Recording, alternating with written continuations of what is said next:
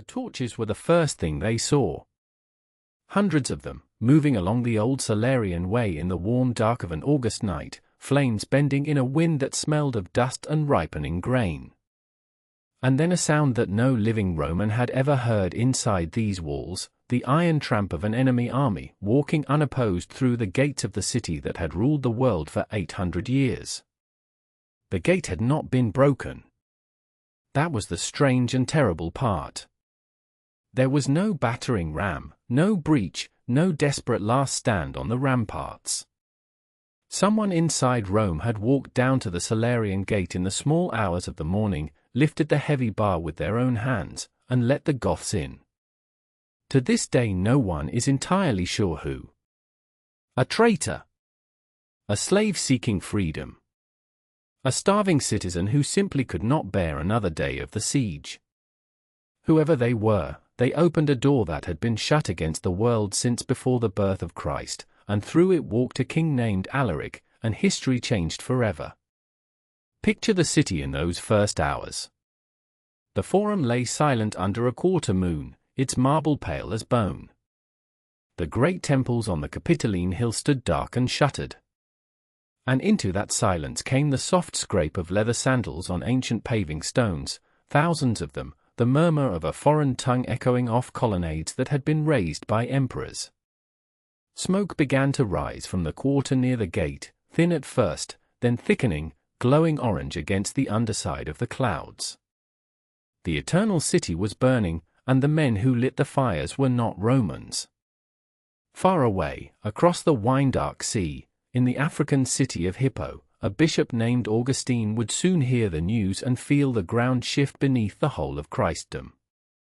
In a cave in Bethlehem, an old scholar named Jerome put down his pen mid-sentence, his hands shaking, and wrote that his voice failed him, that sobs broke his words, because the city which had taken the whole world was itself taken. Men who had never seen Rome wept for it as for a mother. For as long as anyone could remember, Rome had been the one fixed point in a turning world, the thing that did not fall. And now it had. How does a thing like that happen?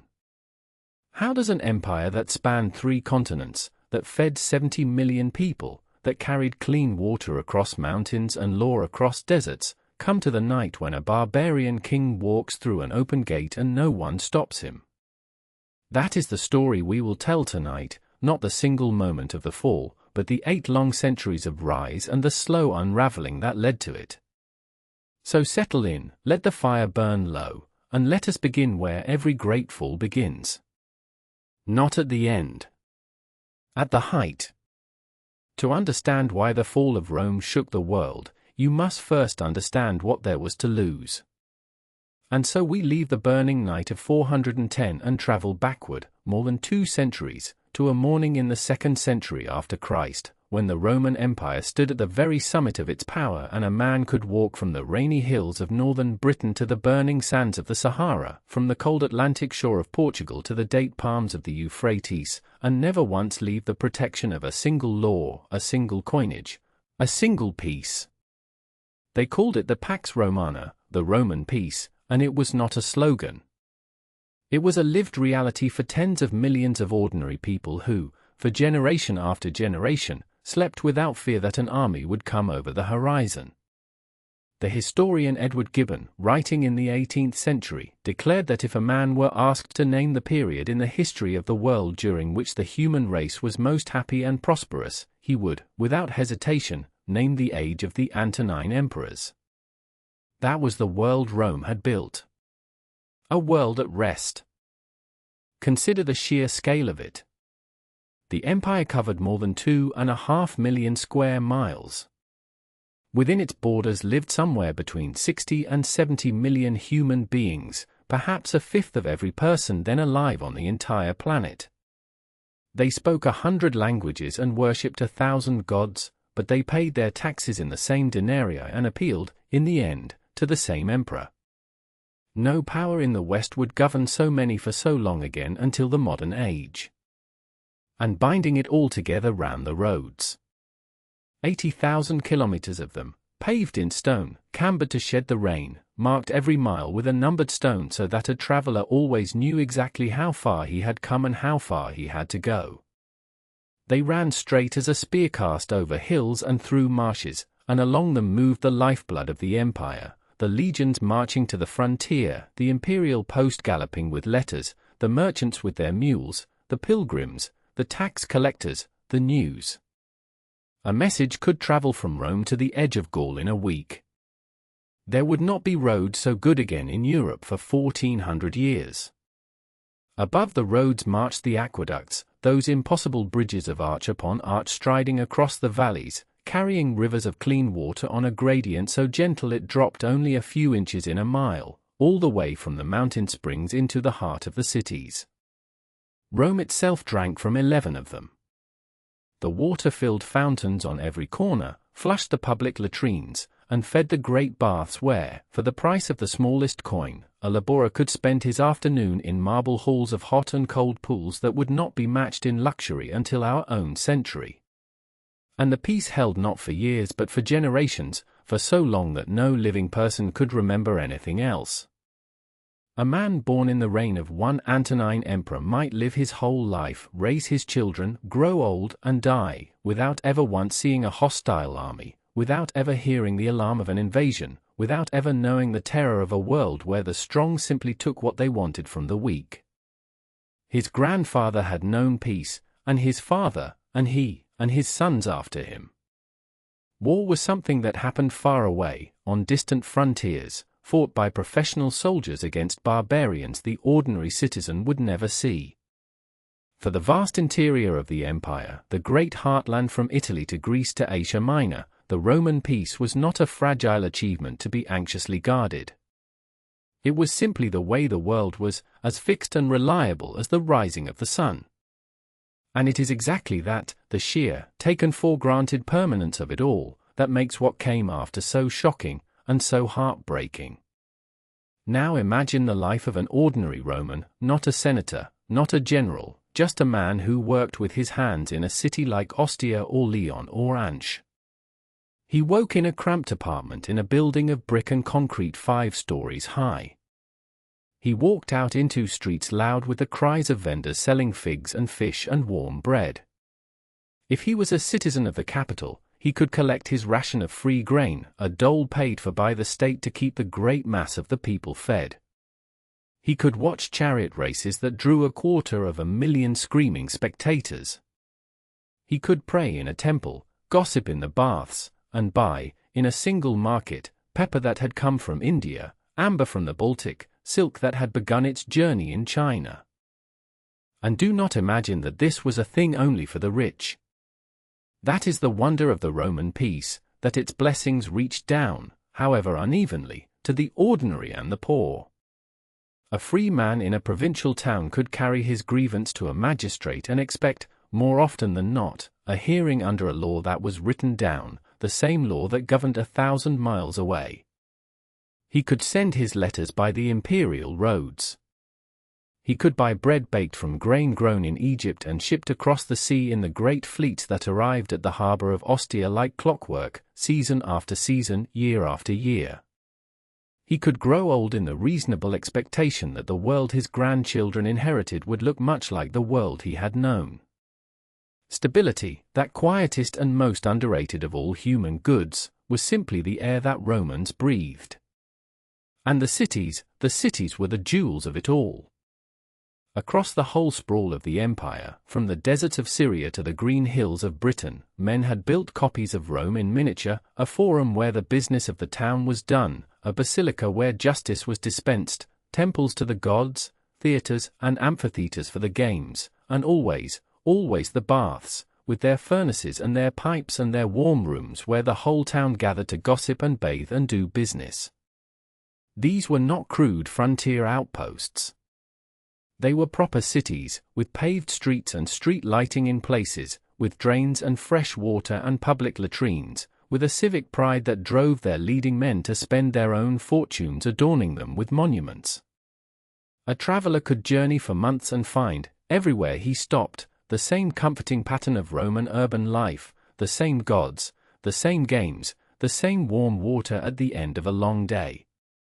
It was a single civilization stretched across half the known world, and it felt, to those who lived inside it, less like an achievement than like the natural order of things.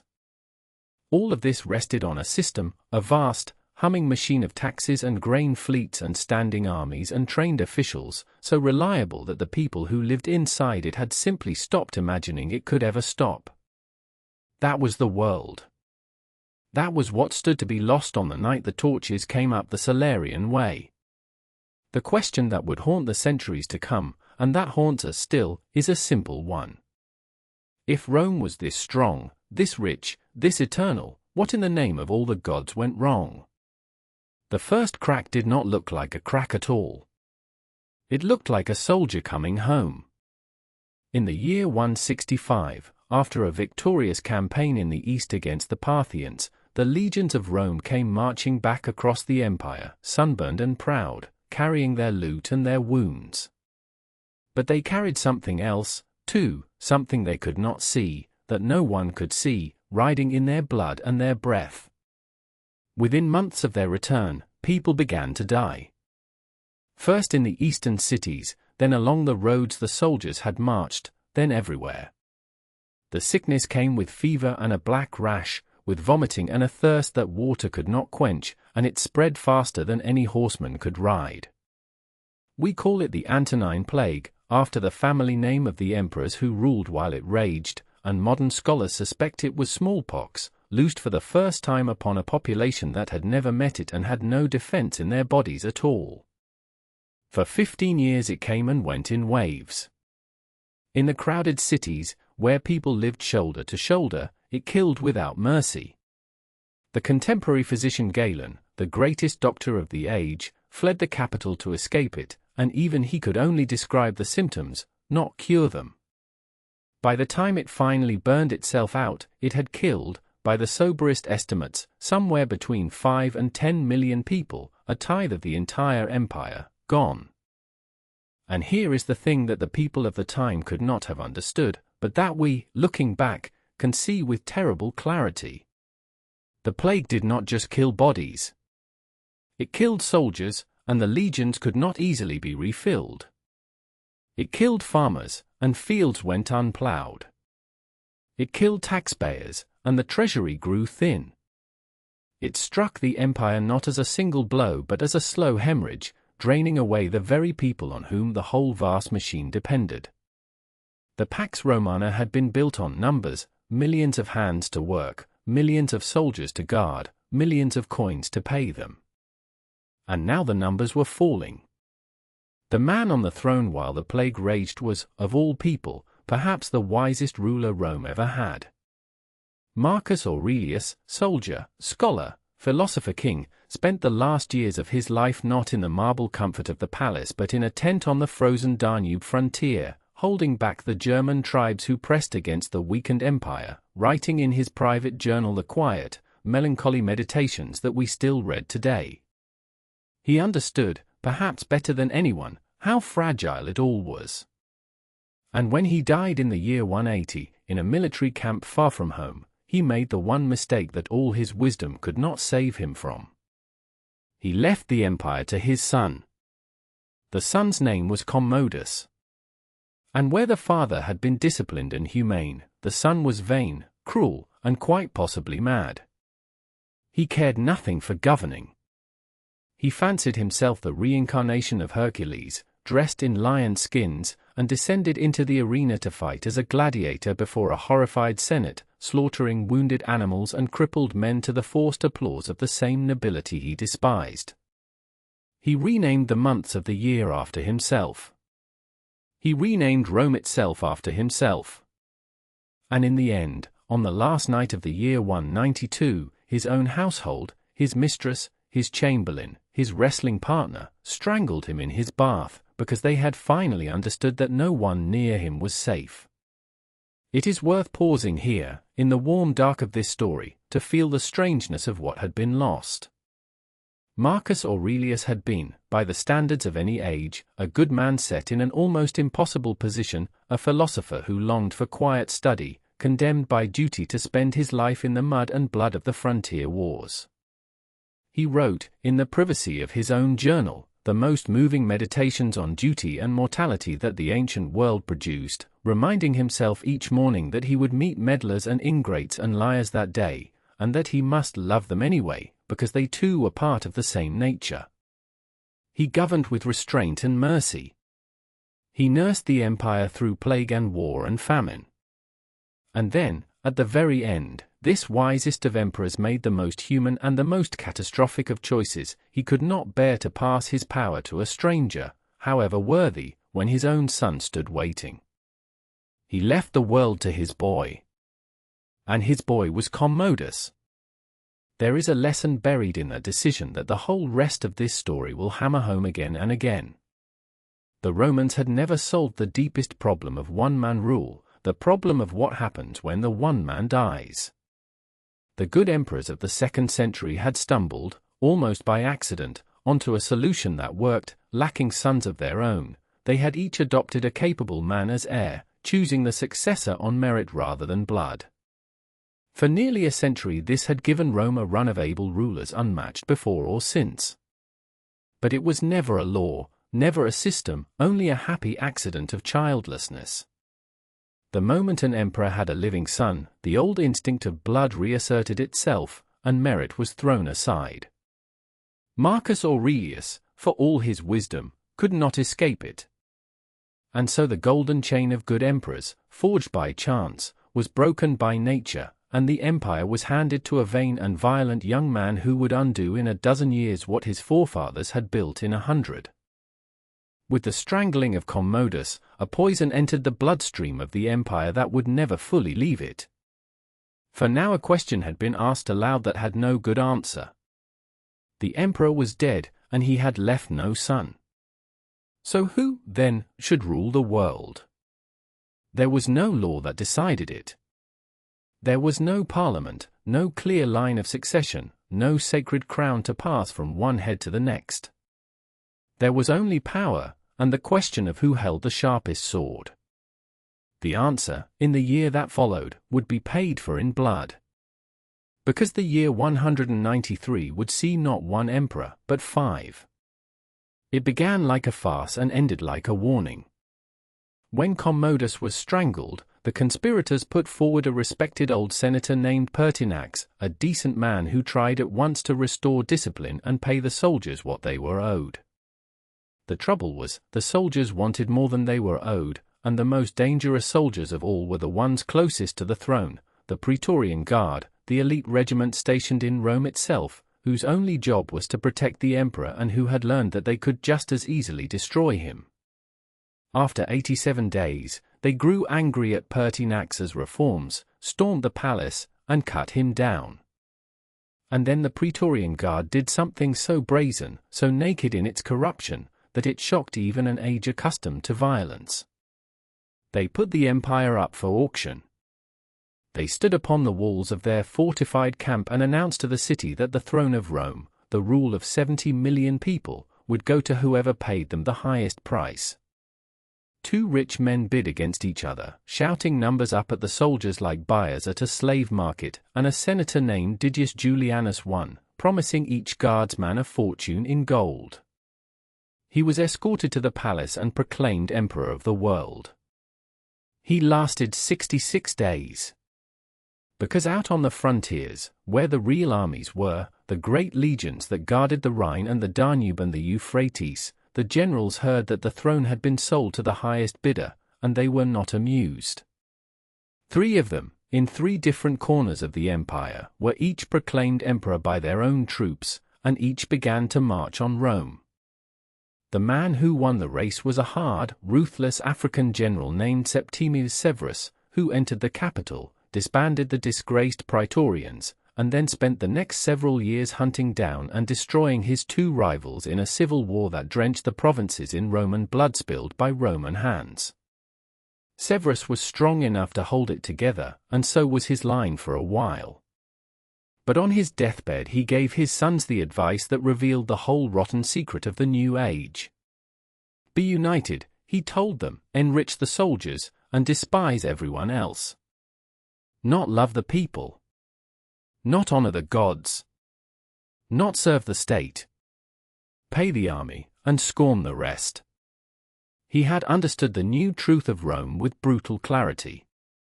The emperor no longer ruled because the law said so, or because the gods had chosen him, or because the people consented. The emperor ruled because the soldiers let him. And soldiers, like the praetorians had shown, could always be bought by someone else. This is the wound that would not close. Beneath the golden surface of the Pax Romana, the question of succession had never truly been answered, and now it festered.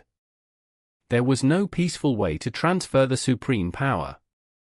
When an emperor died, or was murdered, which came to the same thing, the only mechanism left was force.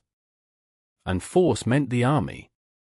And the army was scattered across a dozen frontiers, each chunk of it loyal first to its own general, who could be tempted, at any moment, to make a bid for the purple himself. The system that had conquered the world had no way to govern its own succession except war. For 2 generations after Severus, the empire held. But the rot was spreading.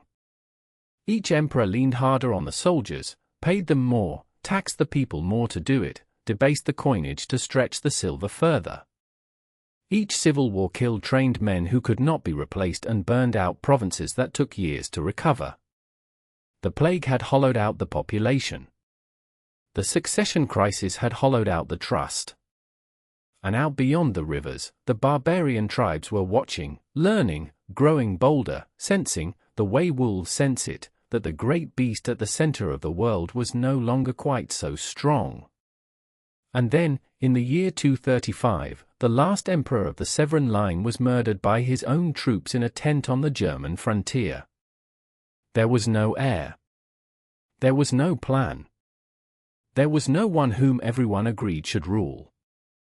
And into that vacuum the empire fell, and kept falling, for 50 years. They would later call it simply the crisis, and it was the closest Rome ever came to vanishing entirely, for whole generations before the night the torches came up the Salarian way. Imagine living through it.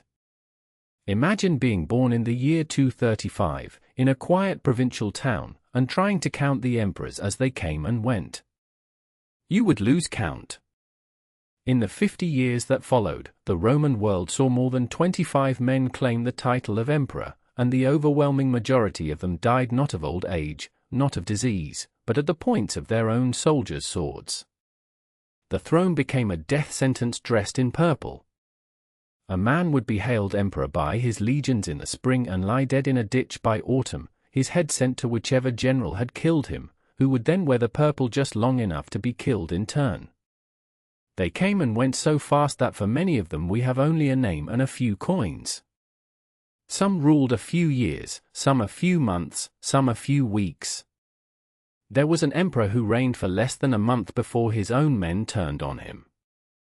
There was one captured alive by the Persians, the only Roman emperor in all of history to suffer such a fate, and his enemy, the Persian king, is said to have used the captured Roman's back as a stepping stool when mounting his horse, a humiliation that echoed through the empire like a scream.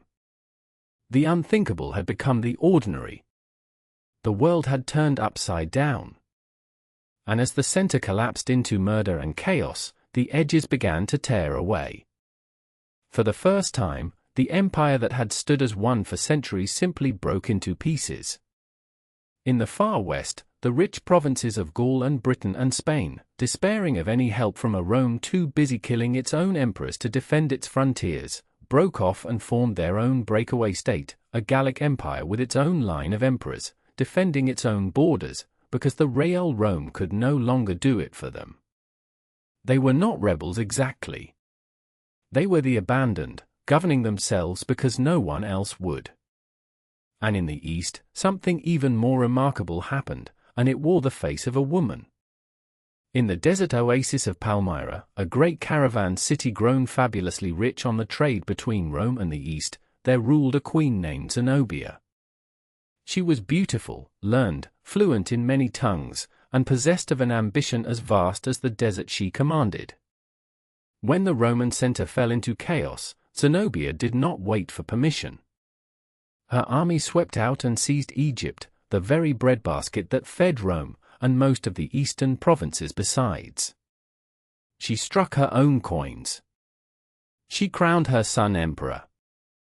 For a few brilliant years, a third of the Roman world answered to a queen in a desert palace, and Rome was powerless to stop her. So picture the map of the world in those years. The empire that had been one was now three. A breakaway realm in the west. A desert queen's empire in the east. And in the middle, a shrunken, bleeding Rome, lurching from one murdered emperor to the next, its coinage so debased that the silver coins were now mostly copper with a thin silver wash that wore off in the hand. Prices soared. A measure of wheat that had cost a few coins now cost a small fortune. Merchants stopped trusting the money. Trade, the great web of roads and ships and markets that had bound the world together, began to come apart. People stopped traveling. Cities, which had spread out confident and unwalled in the long peace, now hastily threw up walls around their shrunken centers, abandoning the suburbs to the dark. It was, by every measure, the worst thing that had ever happened to Rome. The plague had weakened it. The succession crisis had poisoned it. And now, in the 3rd century, it seemed to be dying before the eyes of the world, torn into three, bankrupt, leaderless, its frontiers leaking barbarians, its cities huddling behind new walls. Any reasonable observer in the year 270 would have said that the Roman Empire was finished, that the great experiment was over, that the West was about to fall a full 200 years before it actually did. Think for a moment about what the collapse of the money meant, because it is one of those things that sounds dry and technical and is in fact a slow catastrophe touching every life. For centuries the Roman coin, the silver denarius, had been good money, trusted across the whole empire, accepted from Britain to Babylon, holding its value year after year. It was the oil that let the great machine of trade run smoothly. But the murdered emperors needed silver to pay their soldiers, and there was never enough, and so each one in turn shaved a little more silver out of the coin, mixing in cheaper copper, stretching the metal further and further. By the worst years of the crisis, the proud silver denarius had become a copper slug with a wash of silver so thin it rubbed off in the hand within days. And people are not fools. They could see the coin was worthless, and so prices soared, and merchants demanded more and more of the bad money for their goods, and savings built up over a lifetime evaporated into nothing. The trust that had bound buyer to seller across 1,000 miles simply dissolved. And when the money fails, the world shrinks. A merchant in Gaul who had once shipped his wares to Egypt now found it too risky, too uncertain, too unprofitable to send goods across an empire where the roads were unsafe and the coin was worthless and an army might descend on his caravan at any moment. So he stopped. He sold to his neighbors instead. The great web of long-distance trade that had carried Spanish oil and African grain and Eastern silk to every corner of the empire began to fray and pull apart, strand by strand, until in many places it broke altogether. People who had grown up eating fish from a sea 3 provinces away now ate only what grew within a day's walk. The wide, connected, prosperous world of the Pax Romana was contracting, drawing inward, becoming a patchwork of frightened local economies huddling behind their new walls. This is what the chaos at the top actually meant for the ordinary man, not just a distant churn of murdered emperors, but a slow strangling of the abundance that had made Roman life worth living. And yet, and this is the astonishing thing, the thing that makes the real fall so much stranger when it finally comes, Rome did not die in the 3rd century. It clawed its way back. A series of tough, brilliant soldier emperors, most of them risen from the ranks, most of them from the rough Balkan provinces, fought the empire back together. They crushed the Gallic breakaway state. They marched into the desert and brought Queen Zenobia back to Rome in golden chains. They drove the barbarians back across the rivers. They reunited the 3 pieces into one. The patient, who should have died, sat up in the bed. The question now was whether anyone could find a way to keep it alive, and the man who would try was the son of a slave. His name was Diocles, and he was born into the very bottom of the Roman world.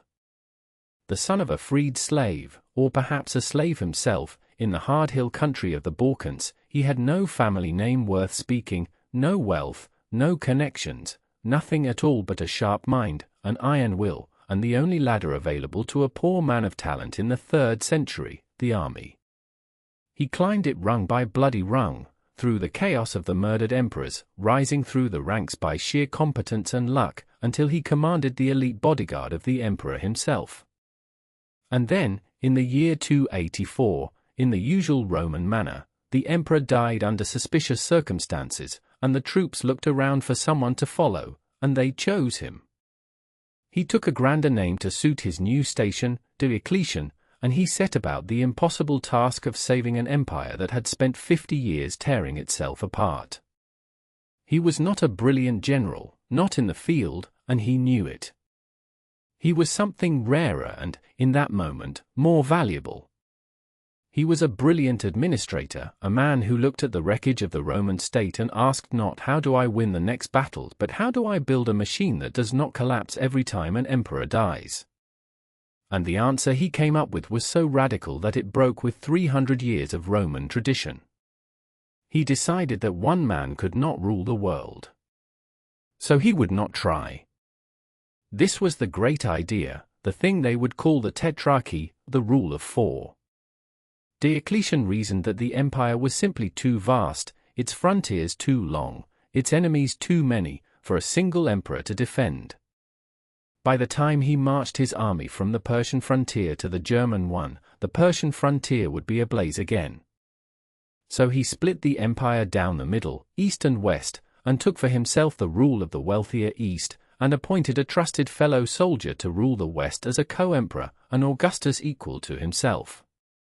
And then, to solve the poison of succession once and for all, each of the 2 senior emperors appointed a junior emperor beneath him, a Caesar, who would help him rule, defend a portion of the frontier, and, crucially, succeed him when he stepped down. For rulers. 2 senior, 2 junior. A chain of command. A plan. It was, on paper, the most sensible solution anyone had yet devised. When an Augustus retired or died, his Caesar would step up to take his place, and a new Caesar would be appointed beneath him. The succession would no longer be a knife fight, it would be a planned promotion. And alongside this new structure, Diocletian rebuilt the bones of the state. He doubled the size of the army and reorganized it, pulling the best troops back into mobile field armies that could rush to wherever a frontier was breached. He carved the great old provinces into smaller pieces so no single governor could grow strong enough to rebel. He built a vast new civil service of bureaucrats to count and tax and record. He made the emperor himself into a remote, sacred figure, robed in jewels and silk, before whom subjects had to prostrate themselves on the ground. But Diocletian had 2 great failures, and they tell us as much as his successes. The first was the money.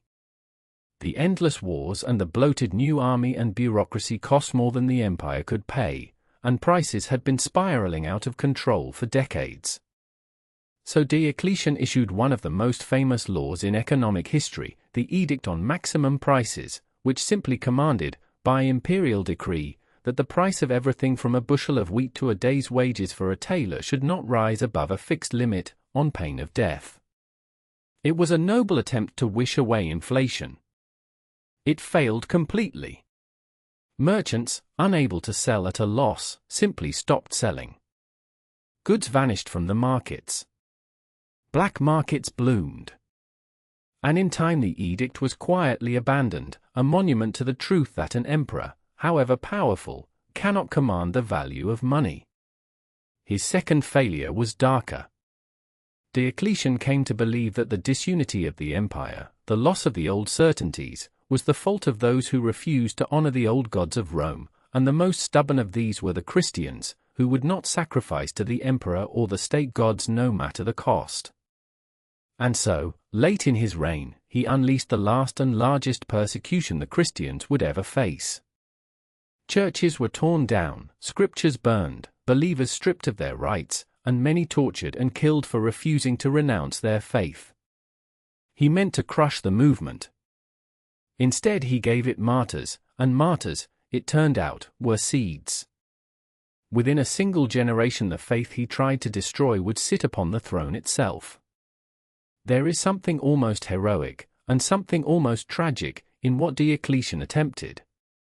He had looked clearly at the disease that was killing Rome, the inability to defend so vast a frontier with one man at the helm, the murderous chaos that erupted every time an emperor died, and he had tried, with all his administrator's genius, to engineer a cure. The Tetrarchy was a brilliant piece of political machinery, a serious and thoughtful answer to the deepest problem of the age. And for a time, it worked. The frontiers were held. The civil war stopped. The empire that had been dying was stabilized and rebuilt. If political systems could be judged purely on their design, Diocletian's would rank among the most ingenious ever devised. But here is the tragedy, and it is a lesson that echoes far beyond Rome. A system is only as good as the human beings who agree to honor it. Diocletian's Tetrarchy depended utterly on one thing, that ambitious, powerful men would willingly subordinate their own desires to the orderly plan, that a junior emperor would wait his turn rather than seize the throne, that a senior emperor would retire when the time came rather than cling to power, that fathers would not push their own sons forward over the designated heirs. It depended, in short, on men being less greedy and less ambitious than men actually are. Diocletian himself honored it. He retired when he said he would. But the moment he was gone, the others did not. Sons demanded their inheritance. Generals reached for more than their share. The careful machinery of planned succession was torn apart by the same raw ambition it had been built to contain, and the empire plunged straight back into the civil wars Diocletian had tried so hard to end.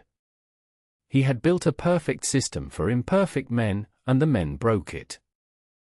But Diocletian did one thing no Roman emperor had ever done, and it was perhaps the most remarkable act of his remarkable life.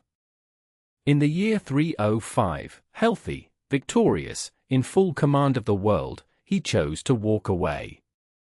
He abdicated. He laid down the purple and retired to a vast palace he had built on the Dalmatian coast, where he is said to have spent his days growing cabbages in his garden. When a former colleague later begged him to return to power and end the chaos that broke out after he left, Diocletian is supposed to have replied that if the man could only see the cabbages he had grown with his own hands, he would never speak to him of power again. He had built a system to save Rome. And the moment he turned his back on it, that system began, quietly, to fall apart, because the men he left behind were not content to wait their turn. They wanted it all. And one of them was about to change the world. His name was Constantine, and he was the son of one of the 4 tetrarchs. When Diocletian's careful system began to crumble, when the planned, peaceful succession dissolved, predictably, into exactly the kind of civil war it was designed to prevent, Constantine was one of half a dozen rivals scrambling for the throne. By the year 312 it had come down to him and a rival named Maxentius, who held the city of Rome itself and a larger army besides. Constantine marched on Italy with the boldness that would define his whole life, and the 2 armies met at last just outside the walls of Rome, at a bridge across the Tiber called the Milvian Bridge. And it was here, the story goes, that Constantine looked up at the sky and saw something that would redirect the course of Western history. The accounts differ, as they always do with miracles. In one version, Constantine saw a cross of light blazing in the noonday sun, with words beneath it, "In this sign, conquer."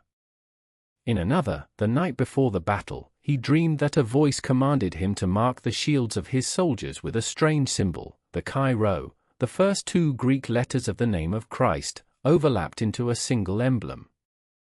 Whatever he saw or dreamed, this much is recorded: he ordered the symbol painted on his men's shields, and the next day, against the odds, he won.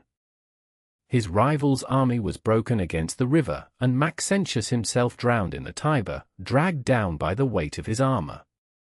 Constantine rode into Rome as master of the West, and he believed, he would always believe, that the God of the Christians had given him the victory. What followed changed everything. The very next year, in the city of Milan, Constantine issued an edict that did something no Roman state had ever done. It granted Christians the freedom to worship openly, to own property, to rebuild their churches, to live without fear. The faith that Diocletian had tried to exterminate just a decade before was now not merely tolerated but favored. Constantine showered wealth on the church. He built great basilicas. He gave bishops the power of judges. And though he himself would not be baptized until he lay dying, he ruled, more and more openly, as a Christian emperor of a slowly Christianizing empire. The old gods of Rome, worshipped for 1,000 years, began their long slow fade into silence. And Constantine did something else, something that in the long run mattered just as much. He looked at the empire and decided that its center of gravity had shifted. Rome, the old city, the city of the Senate and the temples and the 7 hills, was no longer where the action was. The wealth was in the east. The threats were in the east. The future was in the east. So he chose a small Greek town on the narrow strait between Europe and Asia, a place called Byzantium, perched on a peninsula guarded by water on 3 sides and commanding the trade routes between 2 seas, and he rebuilt it from the ground up into a vast new capital. He filled it with palaces and churches and a forum and a great hippodrome, stripped the old cities of the empire of their finest statues to adorn it, and he named it, with no false modesty, after himself. Constantinople. The new Rome. The city that would outlive the old one by 1,000 years. But the most fateful thing Constantine did was harder to see, and historians have argued about it ever since. When he made the empire Christian, did he save it, or did he doom it? Edward Gibbon, the great 18th century historian, had no doubt. He believed that Christianity had drained Rome of its martial spirit, that it had taught men to look toward heaven instead of defending the earthly state, that it had filled the empire with monks and pacifists when it needed soldiers, and that it had poured the empire's wealth into churches and charity when it needed walls and weapons. To Gibbon, the cross was a kind of slow poison, sapping the strength that had built the empire, hastening its fall. Modern historians are far less sure, and most of them think Gibbon was simply wrong. The Christian East, after all, would survive and flourish for 1,000 years. The Christian Church would prove to be one of the few institutions strong enough to outlast Rome and carry its memory through the dark centuries to come. Christianity did not make Rome weak, if anything, it gave the dying empire something to be, an identity that would survive the collapse of the state. But there is something to the deeper instinct beneath Gibbon's argument, the sense that something had shifted in the moral center of the empire, that the thing Romans believed they were fighting for had quietly changed. The old Rome had been a thing in itself, eternal, divine, worth any sacrifice. The new Rome was a vessel for something higher. And when a state is no longer the highest thing, when men's deepest loyalty belongs to a kingdom not of this world, it becomes, perhaps, a little easier to let the kingdom of this world fall. But there is a quieter way to understand what Constantine did, one that has nothing to do with whether Christianity made Rome weak or strong, and it may be the most important change of all. Before Constantine, the emperor had been, in theory, the first servant of the Roman state, a magistrate, however exalted, of a republic that still pretended, in its forms and its language, to belong to the Roman people. The state was the highest thing, eternal Rome the object of every loyalty, and the emperor merely its greatest officer. But Constantine made the emperor into something else, a man chosen by the one true God, ruling by divine favor, accountable not to the Senate or the people but to heaven. The state was no longer the highest thing. God was. And the emperor was God's deputy on earth, the bridge between the Almighty and mankind. This was a profound shift, and its consequences rippled outward for centuries. It gave the emperor a new and dazzling kind of authority, but it also planted a strange new uncertainty at the heart of Roman loyalty. For if the state was no longer the highest good, if a man's deepest allegiance belonged to a kingdom not of this world, then the earthly empire became, in a subtle way, negotiable. It became a thing that could be lost without losing everything. When the unthinkable finally happened, when Rome fell, men like Augustine would find comfort in exactly this idea, that the earthly city had never mattered as much as they thought, that its fall changed nothing about the only city that truly endured. Constantine, in making Rome Christian, had unknowingly given the empire the spiritual tools to survive its own death, and perhaps, just perhaps, made that death a little easier to accept. The cross did not kill Rome, but it gave Romans something to hold on to when Rome was gone. Constantine died in the year 337, baptized at last on his deathbed, the most consequential emperor since Augustus himself. He had refounded the empire on a new faith and a new capital. But the threats he had pushed back did not vanish, they merely waited. And far away, beyond the farthest edge of any map a Roman had ever drawn, beyond the great rivers, beyond even the lands of the German tribes, out on the endless grass of the Central Asian steppe, a storm was gathering that no edict and no new capital could stop. Riders were coming west. And the world had never seen anything like them. No one knew where they came from. That was part of the terror. The German tribes along the Rhine and the Danube, the Goths, the Franks, the Vandals, these the Romans understood. They had fought them for centuries, traded with them, hired them, sometimes married into them. They were enemies, but they were known enemies, with faces and names and customs a Roman could comprehend. But the people who appeared in the East in the late 4th century were like nothing in living memory. They came out of the rising sun, out of the limitless grass beyond the edge of the world, and the Romans had no idea what they were. They called them the Huns. We know now, more or less, what the Romans could not. The Huns were horsemen of the Central Asian steppe, nomads who had wandered for centuries across the great ocean of grass that stretches from Mongolia to the Black Sea, herding their flocks, living in their saddles, knowing no cities and no settled fields. Something, climate, war, the pressure of other tribes behind them, had set them moving westward, and as they came they smashed through everything in their path. They did not come as an army comes, in a line on a map.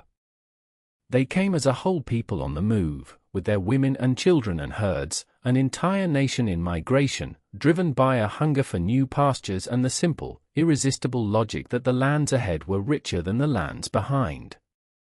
What made them so terrible was not their numbers. It was the way they fought. The Roman historian Ammianus Marcellinus, who lived through these years and wrote the only great history we have of them, described the Huns with a horror that still leaps off the page. They seemed, he wrote, to be glued to their horses, eating and trading and even sleeping in the saddle, so that a Hun on foot looked clumsy and strange, like a creature out of its element. They scarred the faces of their boys in infancy so they would grow up beardless and fierce. They wore the skins of mice sewn together. They ate roots and raw meat warmed only by being placed beneath their thighs as they rode. To a settled, city-dwelling Roman, they did not seem fully human at all. They seemed like a force of nature, like a plague with hooves. But it was their weapon that truly mattered, and it was a small thing, a thing you could hold in 2 hands. The composite bow of the steppe was a marvel of ancient engineering, short enough to be drawn and fired from horseback, but built up from layers of wood and horn and sinew, glued and shaped into a deep curve, so that for its size it struck with the power of a far larger weapon. A Hun could ride at full gallop toward an enemy line, loosing arrow after arrow with terrible speed and accuracy, then wheel away before the enemy could close, turn in the saddle, and keep firing as he retreated. They could shroud the sky with arrows before a single Roman spear came near them. An enemy could not catch them, could not corner them, could not close to the kind of disciplined hand-to-hand fighting in which the legions had always excelled. By the time the Huns chose to vanish back into the grass, the field would be littered with the dead. And here is where the great catastrophe begins, not with the Huns striking Rome directly, but with the Huns striking the peoples between themselves and Rome, and those peoples fleeing for their lives. For when the Huns came west and fell upon the Gothic kingdoms north of the Black Sea, they did not just defeat them. They terrorized them, shattered them, set whole nations running. And the Goths ran the only direction they could, toward the great river Danube, toward the frontier of the Roman Empire, toward the one power on earth that might be strong enough to shelter them from the horror at their backs. They came not as invaders, in that first terrible year, but as refugees.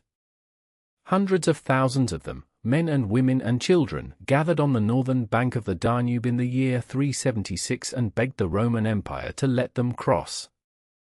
It was the largest plea for asylum in the ancient world. A whole people, perhaps 200,000 strong, stood weeping on the riverbank, begging to be allowed in, offering to serve in the Roman army, to farm Roman land, to become Romans themselves, anything, only let us cross, only put the river between us and the Huns. And the Roman emperor in the east, a man named Valens, faced a decision that would echo through every century to come. He could let them in and gain a vast new pool of soldiers and farmers. He could refuse them and leave them to be slaughtered. He chose to let them cross.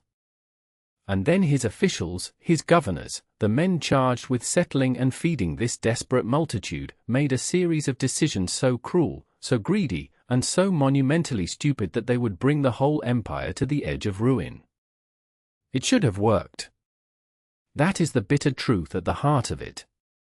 Rome had taken in barbarian peoples before, settled them on empty land, drafted their young men into the legions, and over a generation or two turned them into Romans. The Goths who crossed the Danube in 376 wanted exactly that. They were not bent on destruction. They were frightened families fleeing a horror, willing to swear any oath, accept any condition, if only they could be safe. Handled with even ordinary competence, the great Gothic crossing might have become a footnote, another wave of newcomers absorbed into the endless ocean of the empire. Instead it became the spark that burned everything down, and it was Rome's own corruption that lit it. The Roman officials charged with managing the refugees saw not a crisis to be solved but an opportunity to be plundered. The Goths had been promised food and land. Instead, the Roman commanders deliberately let them starve, and then sold them food at monstrous prices. When the Goths' own provisions ran out, the Romans offered them meat, dog meat, and demanded in payment not money, for the Goths had little, but their own children, to be taken away as slaves. A man might trade his son or daughter into Roman slavery for a single dog's carcass to keep the rest of the family alive one more week. The historian recording this could barely contain his shame. The Goths had come as suppliants, throwing themselves on Roman mercy, and Rome had answered with a cruelty so naked it beggared belief. You can imagine how it felt, in the Gothic camps, as the autumn turned to winter and the children disappeared into slavery and the people grew gaunt with hunger. You can imagine the rage building, slow and terrible, among a proud warrior people who had crossed a river to escape death only to find a slower death waiting on the other side. They had laid down much of their freedom, much of their pride, in the hope of safety, and they had been betrayed. And these were not helpless peasants. These were fighting men, tens of thousands of them, men who had stood against the Huns, now penned up and starving on Roman soil with their weapons still in their hands. It was a powder keg, and the Romans kept striking sparks. The breaking point came at a banquet. A Roman commander, hoping to diffuse the rising tension, invited the Gothic leaders to a feast, and then tried to have them murdered at the table, a treacherous ambush meant to behead the Gothic resistance in one stroke. The plot half failed. The Gothic chieftain Fritigern escaped, and when word spread of the attempted murder, the last restraint snapped. The Goths rose. The starving, betrayed, furious multitude took up its weapons and turned on the empire that had abused it, and the Balkan provinces dissolved into fire and slaughter. Roman armies marched out to crush the revolt and were beaten back. The Goths roamed the countryside, no longer refugees but a hostile army loose inside the empire's borders, and Rome could not contain them. Now picture the strategic nightmare that Rome had created for itself. There was a hostile barbarian nation, not raiding across a frontier and retreating, but living and fighting inside the empire, on Roman roads, in Roman provinces, fed by Roman fields. The thing the great river frontiers had always been meant to prevent had happened. The barrier had failed. And the Goths were not going to be driven back across the Danube, because behind the Danube lay the Huns, and they would rather die fighting Rome than return to that. They were inside now, and they were inside to stay. The only question was whether Rome could defeat them in open battle and force them into submission, or whether they would carve out a place for themselves by the sword. It is worth lingering, in the quiet of this telling, on just how unnecessary it all was, how easily the great catastrophe might have been avoided if only ordinary decency had prevailed. The Goths who crossed the Danube were not, in that first year, enemies of Rome. They were petitioners, desperate to become Romans, eager to serve. They asked only for what countless peoples before them had been given: land to farm, a place in the army, a chance to belong. Rome had absorbed such newcomers for centuries, and grown stronger for it. The empire was built, in large part, on its endless capacity to take in outsiders and make them Roman, to turn the conquered and the immigrant into citizens and soldiers and even emperors. Diocletian himself had been the son of a slave. The great emperors of the 2nd century had come from Spain and Africa. There was nothing in the arrival of the Goths that Rome had not handled triumphantly 100 times before. What turned the great opportunity into the great disaster was not the Goths, and not even the Huns who drove them. It was greed and cruelty and incompetence, the small, sordid failures of corrupt officials who saw in a desperate people not fellow human beings to be helped but a herd to be fleeced. Had the Goths been fed and settled honestly, they would in all likelihood have become loyal Roman soldiers and farmers, a new source of strength for an empire that badly needed it. Instead they were starved and cheated and driven to fury, and turned from grateful allies into implacable enemies, an armed nation loose inside the empire with a burning grievance and nothing left to lose. It is one of history's bitterest lessons, told in this case in blood, that the way a powerful people treats the desperate and the weak at its gates can decide its very survival. Rome had the chance to gain a nation. Through its own cruelty, it gained instead the army that would help destroy it. The Emperor Valens, away in the east dealing with the Persians, heard the news with mounting alarm and gathered his army to come and settle the matter himself. His nephew, the young emperor of the west, was marching to join him with the Western Field Army. Together, the combined might of both halves of the Roman Empire would surely be enough to crush a starving band of refugees turned rebels. All Valens had to do was wait for his nephew's reinforcements, combine the two armies, and strike with overwhelming force. It was the obvious plan, the safe plan, the plan that his advisers urged upon him. But Valens did not want to share the glory with his young nephew. He did not want to wait. And so, on a hot August day in the year 378, against all advice, he decided to fight the Goths alone. It would prove to be one of the most catastrophic decisions in the history of the world. The morning of the 9th of August, in the year 378, dawned hot and dry near the city of Adrianople, in the rolling country of what is now European Turkey. The Roman army of the east, the army of the Emperor Valens, marched out at dawn without breakfast, without water, under a sun that grew more brutal with every hour, to find the Gothic camp. They had been told the Goths numbered only 10,000 fighting men, a force the Roman army could easily handle. The number was badly wrong. And the Goths had a surprise that the Roman scouts had completely failed to detect. Their cavalry, the bulk of their mounted warriors, was away foraging, and would return at the worst possible moment, falling like a hammer on the Roman flank. The Romans reached the Gothic camp around midday and found the Goths drawn up behind a great circle of their wagons, on rising ground, with the dry grass of the plain set alight before them so that the smoke and heat rolled into the faces of the exhausted, thirsty Roman soldiers. Valens hesitated. Negotiations began. The Goths, playing for time, sent envoys to talk while they waited for their cavalry to return. And then, in the confusion, with no clear order given, some of the Roman troops surged forward, the fighting began, and the careful Roman battle line dissolved into chaos before it had even properly formed. It was the worst possible way to start a battle, piecemeal, unplanned, out of control. And it was at exactly that moment that the Gothic cavalry came back. Tens of thousands of mounted warriors, returning from their foraging to find the battle joined, swept down from the hills and crashed into the side of the Roman army with the force of an avalanche. The Roman cavalry was scattered and ridden down. And then the catastrophe truly began. The Roman infantry, the famous legions, the disciplined heavy infantry that had conquered the world, found themselves pressed together, packed so tightly by the Gothic horsemen surrounding them that they could no longer swing their swords or raise their shields. They were crushed shoulder to shoulder in the killing heat, unable to fight, unable to flee, while the Goths hacked at them from every side and the dust and the smoke and the screaming filled the air.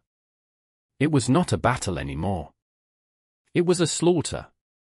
The proud Roman army of the East, the field army of an emperor, was destroyed where it stood, surrounded and butchered through the long, terrible afternoon. 2/3 of it died on that plain, perhaps 20,000 men or more, the cream of the Eastern legions, the trained, experienced soldiers who could not be quickly replaced. The Roman commander Ammianus Marcellinus, who knew men who had been there, compared it to the worst defeat in all of Roman history, the day 800 years before when Hannibal had annihilated a Roman army at Cannae. In a single afternoon, an empire's army had ceased to exist. Try, for a moment, to stand on that field as the afternoon wore on toward its terrible end. The dust hung so thick that men could not see the comrades beside them. The August sun beat down without mercy on soldiers who had marched all morning without water. The dead and the dying were packed so close that the living could not fall, held upright by the press of bodies around them, fighting in a crush so tight that a man could not lift his sword arm or turn to face the blow that killed him. The Goths hacked inward from every side, and the Roman soldiers, the inheritors of the legions that had conquered the world, died not in the disciplined ranks that had made them famous, but jammed together like cattle in a pen, unable to fight, unable to flee, unable even to fall down. It was less a battle than a massacre in a slaughterhouse, and it went on for hours, until the dust settled over a field carpeted with the Roman dead. And the Emperor Valens died with it. How exactly, no one ever knew, and that uncertainty is its own kind of horror. One story says he was struck by an arrow in the press of the battle and simply vanished into the heaps of the dead, his body never found, never identified, never given the funeral due to the ruler of half the world. Another story, even grimmer, says that wounded officers carried him to a small wooden farmhouse nearby, and that the Goths, not knowing who was inside, surrounded it and set it ablaze, and that the Emperor of Rome burned to death in a peasant's hut while the Goths who killed him never learned the prize they had taken. Either way, the master of the Eastern Empire was gone, his body lost, his army destroyed, his frontier shattered. But the deepest wound was not the dead emperor or even the 20,000 corpses. The deepest wound was strategic, and it would never heal. Before Adrianople, when barbarians broke into the empire, Rome's answer had always been the same: muster the legions, march to the breach, and drive the invaders back out across the river by main force. That was the iron law that had held the frontiers for centuries. Adrianople broke that law forever. After that day, Rome would never again be strong enough to expel a barbarian nation that had gotten inside its borders. From then on, the Goths were not a problem to be solved by victory. They were a permanent fact, a foreign army living inside the empire, to be bribed, bargained with, hired, appeased, anything but defeated. The barrier had not just been breached. It had been proven, once and for all, that it could not be restored. And every barbarian people watching from beyond the rivers learned the same lesson. The great beast could be hurt. The great beast could not throw you out. The road into Rome was open, and it would never close again. The man who pulled the empire back from the brink after Adrianople was a tough, capable general from Spain named Theodosius, who took the throne in the east and spent years patiently rebuilding the shattered army and coming, at last, to terms with the Goths, not defeating them, for that was no longer possible, but settling them inside the empire as allies, a nation within the nation, sworn to fight for Rome under their own leaders. It was a compromise born of weakness, but it brought peace, and for a while Theodosius held the whole Roman world together by sheer force of will. He was the last man ever to do so. When he died, in the year 395, the empire split in two, and this time it never came back together. He left it to his two sons, and they were children, not children in spirit, but children in fact. The elder, Arcadius, who took the rich and powerful east, was a boy of about 17, dull and easily led. The younger, Honorius, who got the troubled west, was a boy of 10.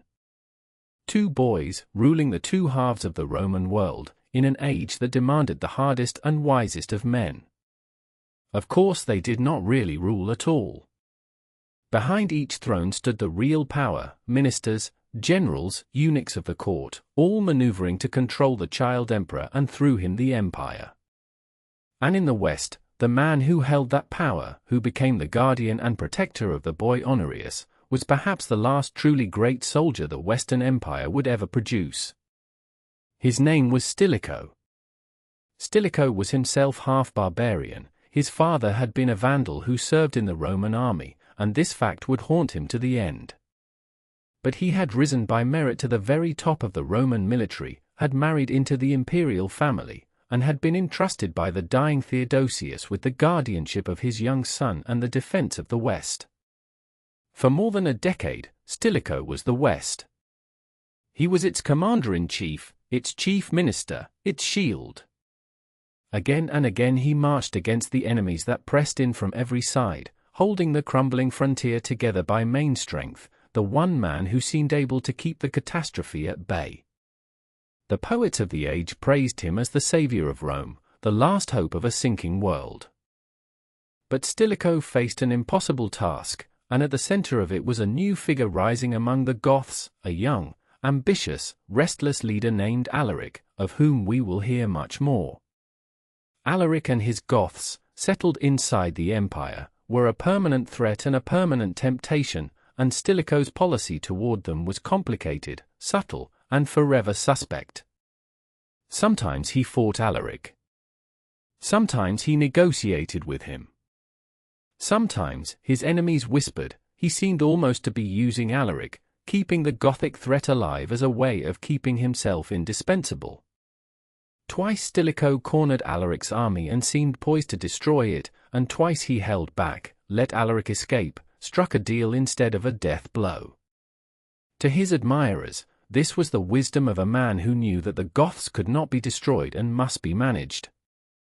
To his enemies, it looked like collusion. It looked like treason. And the West was full of enemies eager to bring Stilicho down. The Roman aristocracy resented this half-barbarian who held all the power. The court was a nest of jealousy and intrigue. And the young Emperor Honorius, growing from a boy into a weak, suspicious, easily manipulated young man, was surrounded by courtiers who whispered in his ear that the great general was too powerful, that his barbarian blood made him untrustworthy, that his dealings with Alaric were proof of secret treachery, that Stilicho meant to put his own son on the throne. Drop by poisonous drop, the whispers did their work. The emperor came to fear and resent the very man who had spent his life defending him. It came to a head in the year 408. The whispers won. Honorius, believing the lies of Stilicho's enemies, ordered the arrest and execution of the man who had been his guardian, his protector, the shield of the West for 13 years. Stilicho, who could have fought back, who still commanded the loyalty of much of the army, chose not to plunge the empire into civil war. He took sanctuary in a church, and when the soldiers came for him, he walked out and submitted to the sword. The last great general of the West was beheaded on the orders of the weak boy emperor he had saved a dozen times over. And in the ugly aftermath, mobs across Italy massacred the families of the barbarian soldiers who had served in Stilicho's armies, tens of thousands of them, the very troops the West most needed. Those soldiers, enraged and grieving, did the only thing they could. They deserted, by the tens of thousands, and went to join the one man who would welcome them, the one man now poised to take terrible advantage of a Rome that had just murdered its own protector. They went to Alaric. And Alaric turned his eyes toward the city of Rome itself. Who was he, really, this man whose name would forever be linked to the fall of the eternal city? It is one of the strange ironies of history that Alaric, the barbarian king who sacked Rome, may have wanted nothing in this world so much as to be a Roman. He was born, we are told, on an island in the marshy delta of the Danube, in the very borderlands where the Roman world bled into the barbarian one. He grew up not in some distant wilderness but on the edge of the empire, in its shadow and under its influence, speaking its language, knowing its ways. And as a young man, he did what countless ambitious barbarians did, he joined the Roman army. He fought for Rome. He bled for Rome. He commanded Gothic troops in the service of the Emperor Theodosius himself. This is the thing we must understand if we are to understand the fall at all. Alaric was not a wild invader come out of the trackless forest to destroy a civilization he could not comprehend. He was a product of that civilization's edges, a man who had spent his life inside the Roman system, who admired it, who wanted a place within it. His grievance was not that Rome existed. His grievance was that Rome would not give him what he felt he had earned. He had served the empire faithfully, and at Adrianople and other battles, his Goths had been used as expendable shock troops, thrown into the worst of the fighting to spare more valuable Roman lives. He had been promised honors, titles, a high command. And again, the Roman court had cheated him, dangled rewards and withdrawn them, treated him as a useful tool rather than the great man he believed himself to be. What did Alaric actually want? Not the destruction of Rome, never that. He wanted recognition. He wanted a senior command in the Roman army, with the dignity and salary that came with it. He wanted land where his people could settle permanently and securely, a homeland within the empire, recognized and guaranteed. He wanted, in essence, to be made a legitimate part of the Roman world rather than a perpetual outsider held at arm's length. For years he pursued these goals not primarily by war but by negotiation, by pressure, by the careful application of threat. He would march his army close to a Roman city, demonstrate that he could take it, and then offer to go away peacefully in exchange for a deal, a payment of gold, a grant of land, an official title. He was, in his way, less a conqueror than a desperate man trying to force a corrupt and arrogant government to honor its promises. After the murder of Stilicho in 408, and the flood of vengeful barbarian deserters who came to swell his ranks, Alaric was stronger than he had ever been, and the Roman court that he was trying to deal with was weaker, more foolish, and more arrogant than ever. The Emperor Honorius sat safe behind the marshes and walls of Ravenna, a new capital chosen precisely because it was nearly impossible to besiege, and from that safety he refused, again and again, to give Alaric the reasonable terms that might have satisfied him. So Alaric did the only thing that might force the court's hand. He marched on Rome itself. Not to destroy it, to use it.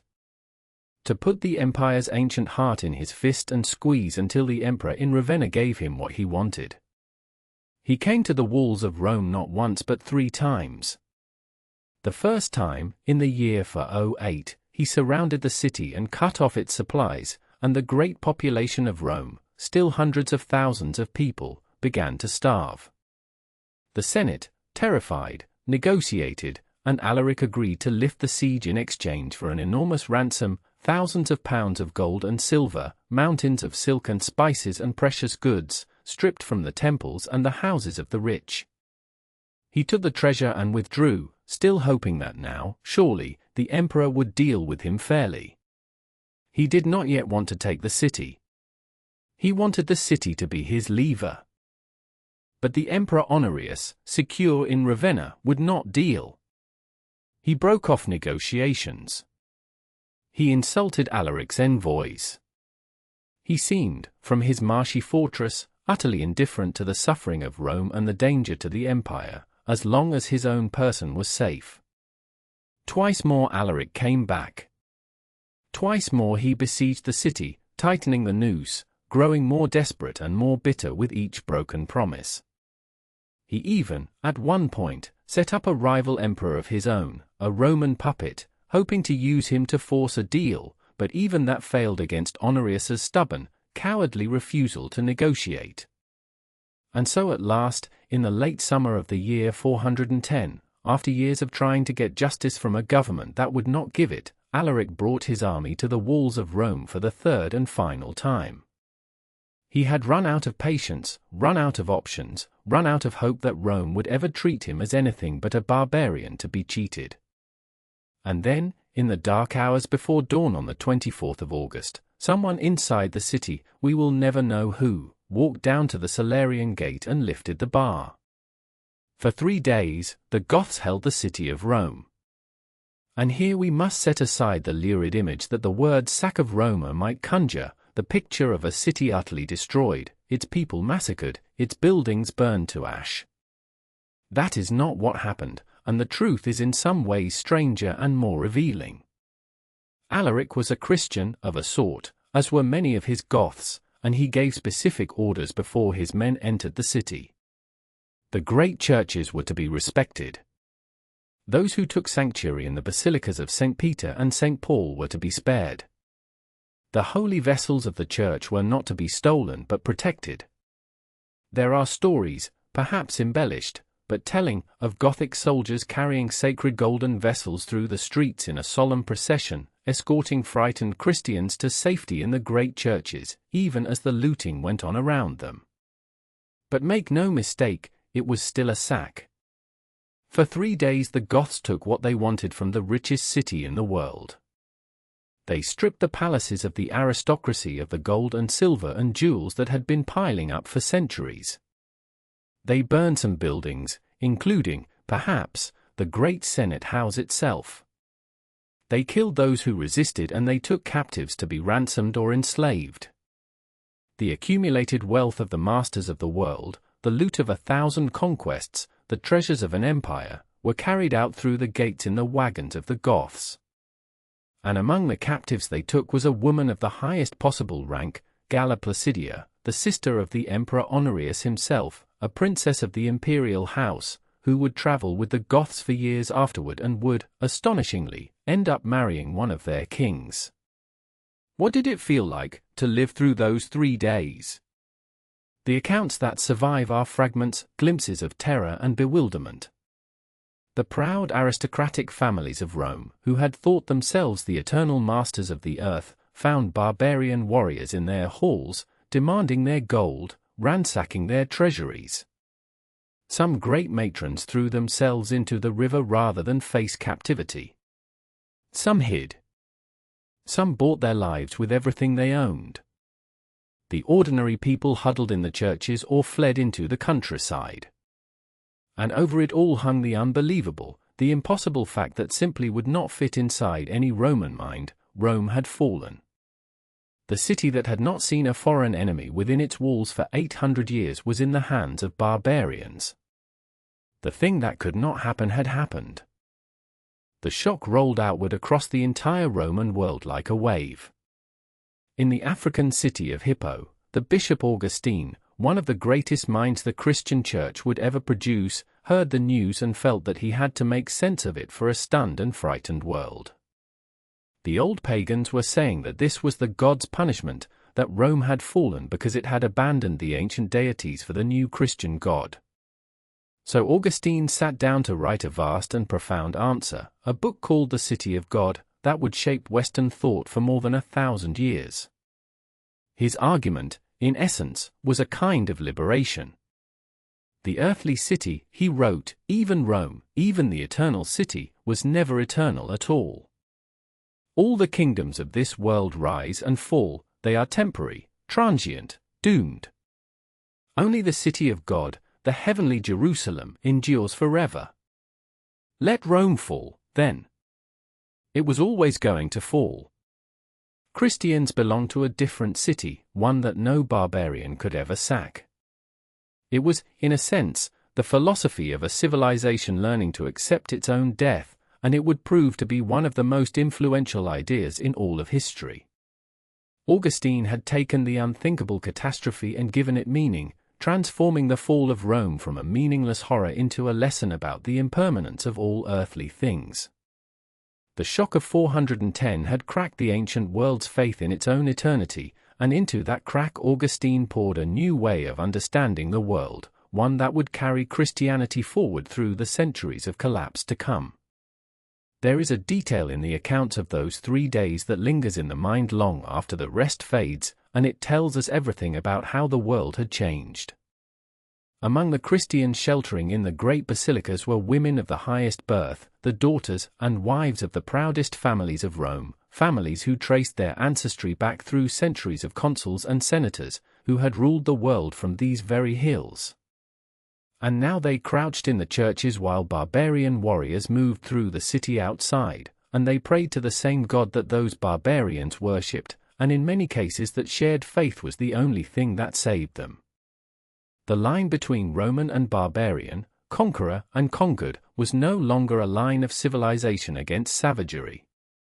It was beginning to dissolve into something stranger, two peoples kneeling before the same altar, one of them holding the city in its fist, the other holding nothing at all but the hope that a shared God might soften a hard heart. And we should be honest about the human cost beneath the famous restraint. Yes, the churches were spared, and yes, this was remarkable and merciful by the standards of ancient warfare. But for the people of Rome, the 3 days were still a nightmare. Homes were broken open and stripped bare. Men who tried to hide their gold were tortured until they gave it up. Women were assaulted, a horror so widespread that Augustine would devote anguished passages of his great book to the question of how a Christian woman could bear such violation without shame. Captives were roped together to be sold or ransomed. Fires burned in the wealthy quarters. And over it all hung the unbearable psychological weight of the impossible having happened, the certainty that had held the Roman world together for 800 years, the certainty that Rome was eternal and untouchable, lying shattered in the streets. The buildings could be rebuilt. The treasure could be replaced. But the faith in Rome's invincibility, once broken, could never be made whole again. And what of Alaric, the man at the center of it all, the barbarian king who had finally taken what he never really wanted, the city that was only ever meant to be his bargaining chip? He did not get to enjoy his triumph. After 3 days, he led his Goths out of Rome and marched south, perhaps intending to cross over into the rich grain lands of Africa, where he could feed his people and at last secure the future he had spent his whole life chasing. But he never made it. Somewhere in the south of Italy, only weeks after the greatest deed and the greatest tragedy of his life, Alaric fell ill and died. He was still a relatively young man. His grieving Goths, the legend says, diverted a river from its bed, buried their king in the riverbed with a portion of his treasure, and then let the waters flow back over him, so that no enemy could ever find or desecrate the grave. Then they killed the slaves who had done the digging, so that no one would ever know where he lay. And so the man who took Rome vanished beneath an Italian river, his resting place lost forever, the great prize he had won already turning to ashes in his hands. Rome had been sacked, but the empire did not end in 410. The Western Empire would stagger on for 66 more years, and to understand how it finally died, we have to understand a slow and fatal transformation that had been creeping through its body for generations, a change at the very heart of what had made Rome strong. For the secret of Roman power, in the end, had always been the army. Not just any army, but a particular kind of army, a professional, disciplined, citizen-based military, paid and trained and supplied by the state, loyal to Rome itself. And in the 5th century, that army quietly ceased to exist. The Roman army of the 5th century was Roman in name only. Walk through one of its camps and you would have heard Gothic and Frankish and Vandal voices far more than Latin ones. Its soldiers were overwhelmingly barbarians, Germanic warriors recruited from inside and outside the empire, fighting for Roman pay under Roman banners, but bringing their own customs, their own loyalties, their own leaders. The proud legions of citizen soldiers, the men who had conquered the Mediterranean, were a memory. In their place stood a patchwork of barbarian warbands, useful and fearsome in battle, but bound to Rome by nothing stronger than money and self-interest. And money, as we shall see, was running out. The most important of these barbarian forces were the foederati, the federates, whole barbarian people settled inside the empire under treaty, who agreed to fight for Rome in exchange for land, supplies, and autonomy under their own kings. The Goths whom Alaric had led were foederati. So, increasingly, were the men who made up the empire's main field armies. On the surface this looked like a clever solution. Rome got soldiers it could no longer raise from its own dwindling, demoralized population, and the barbarians got a home. But it was a deal with a hidden poison. These were not Roman soldiers who happened to be of barbarian birth. These were barbarian nations, with their own kings and their own interests, who fought for Rome when it suited them and who could turn on Rome the moment the relationship soured. Rome had outsourced its own defense to the very people it was supposed to be defending against. And why had it come to this? Why could the empire no longer raise its own armies, as it had for centuries? The answer, at bottom, was money. The whole magnificent machine of the Roman state had run on taxation, on a vast and reliable flow of revenue from the provinces that paid the soldiers, built the roads, fed the cities, and kept the bureaucracy humming. But that flow had been failing for generations. Plague had thinned the taxpayers. Civil wars had wrecked the provinces.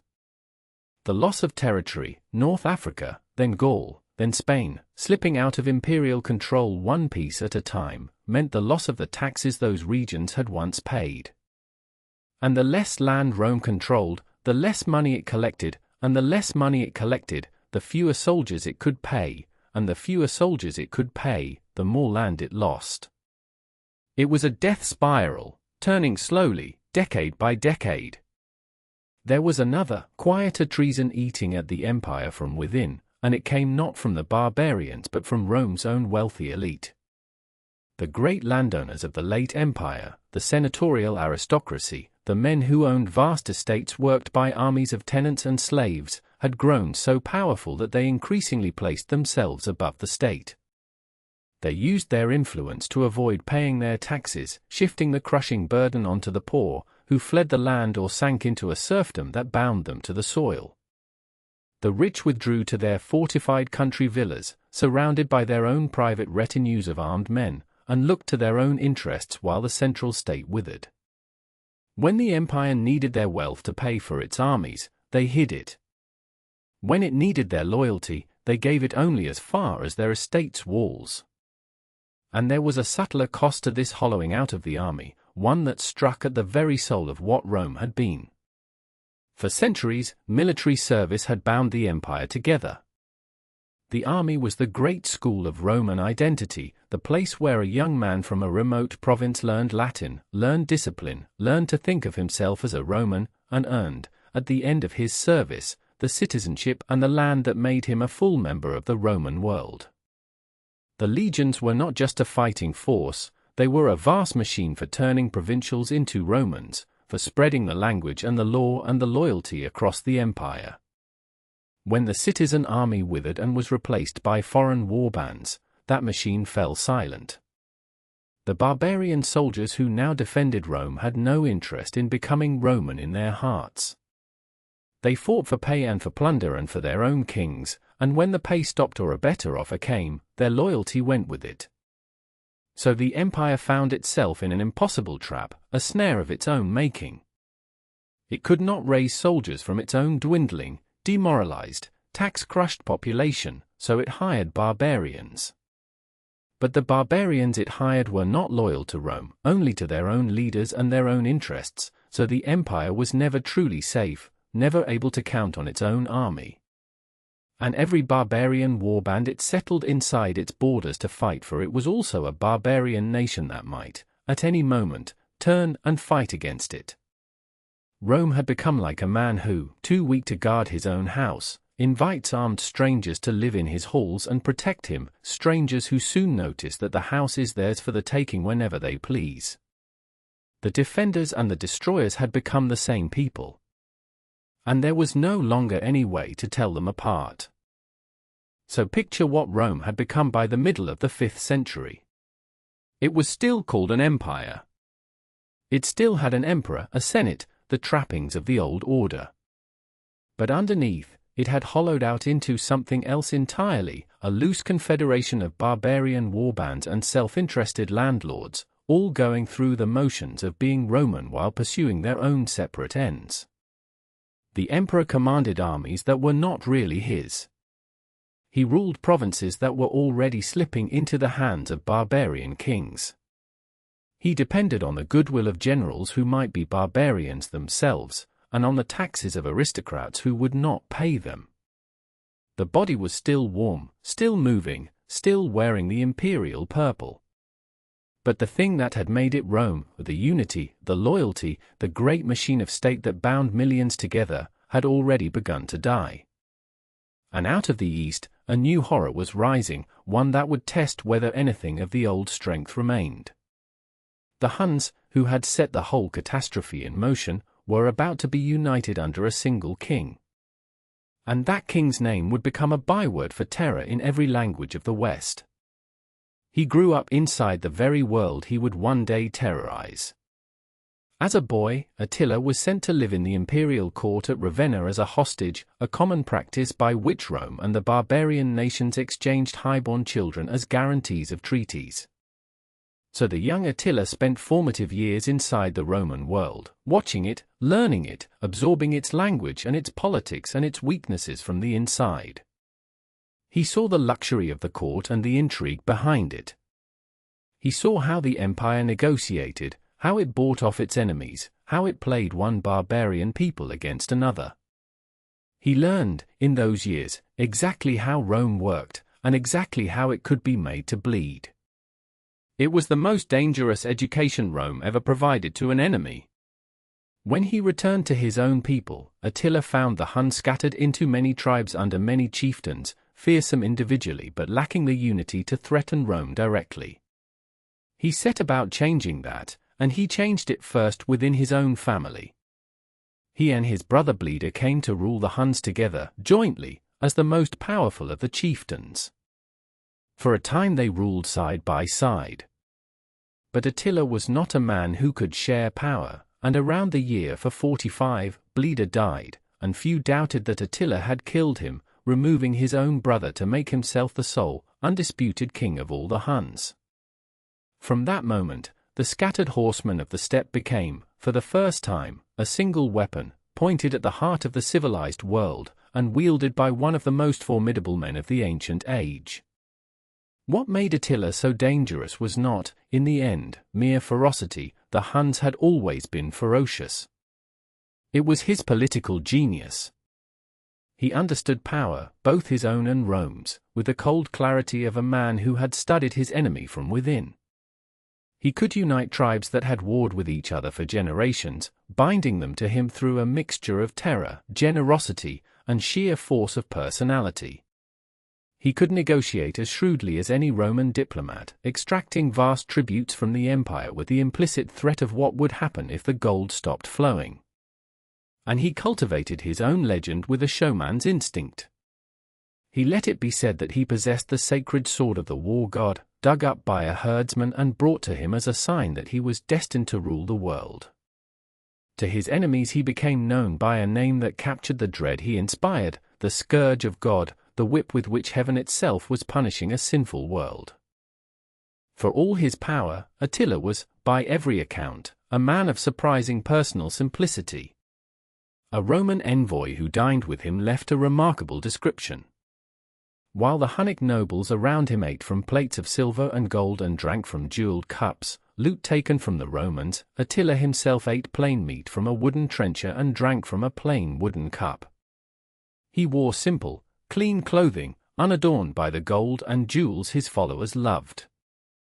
He did not, the envoy noted, indulge in the wild excess of his warriors.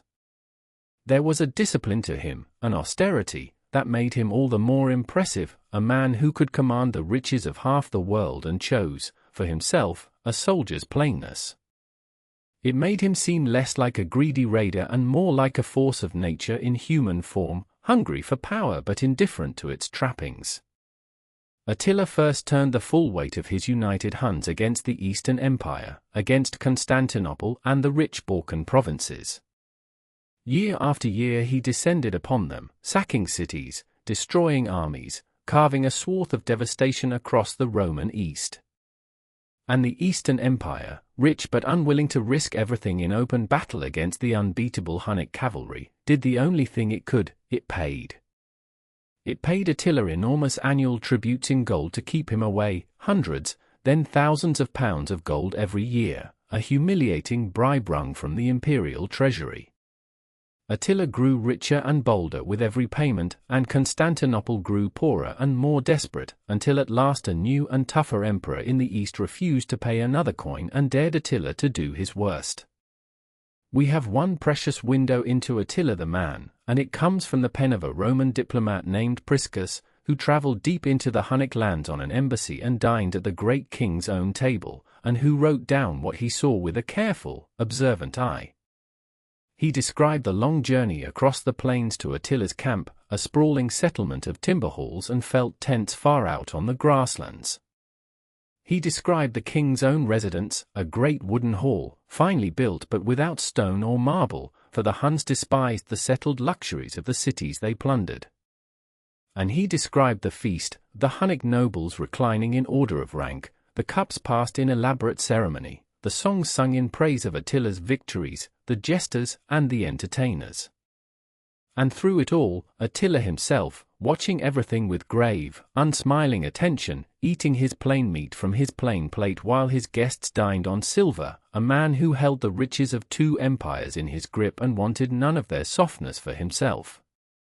What comes through, in Priscus's account, is not a wild savage but a shrewd and disciplined ruler, every bit the equal in cunning of the Roman statesman who tried to manage him. Attila played a long and subtle game. He kept Roman ambassadors waiting, manipulated them, fed them false information, tested their resolve.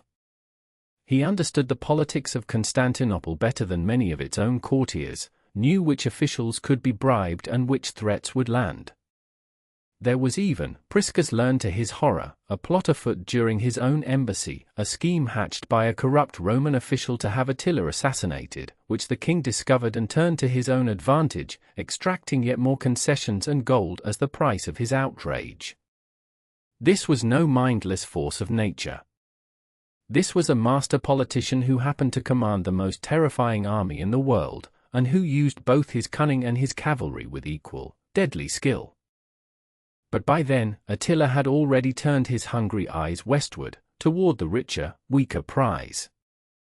The Eastern Empire, behind its great walls and with its full treasury, was a hard and stubborn target. The Western Empire, fragmented, impoverished, defended by an army of barbarians and a single aging general, was ripe for the taking. And Attila found, conveniently, a pretext that was almost too good to be true. The sister of the Western Emperor, a princess named Honoria, trapped in a marriage she despised, secretly sent Attila her ring and a plea for rescue. Attila chose to interpret this as a marriage proposal, and demanded, as her dowry, half of the Western Roman Empire. When the West refused, as of course it must, Attila had his excuse. In the spring of the year for 51, he gathered the greatest army the Huns had ever assembled, crossed the Rhine, and poured into Gaul, burning cities as he came. The Scourge of God had arrived in the West, and it seemed that nothing on earth could stop him. To stop Attila, Rome needed a miracle, and what it got instead was a coalition so improbable that it tells us everything about how strange the dying empire had become. The man who organized it was the last great Roman general of the West, a brilliant and ruthless soldier named Aetius, who had spent his career doing exactly what survival in this age required, playing the barbarian peoples against one another to keep any one of them from growing too strong.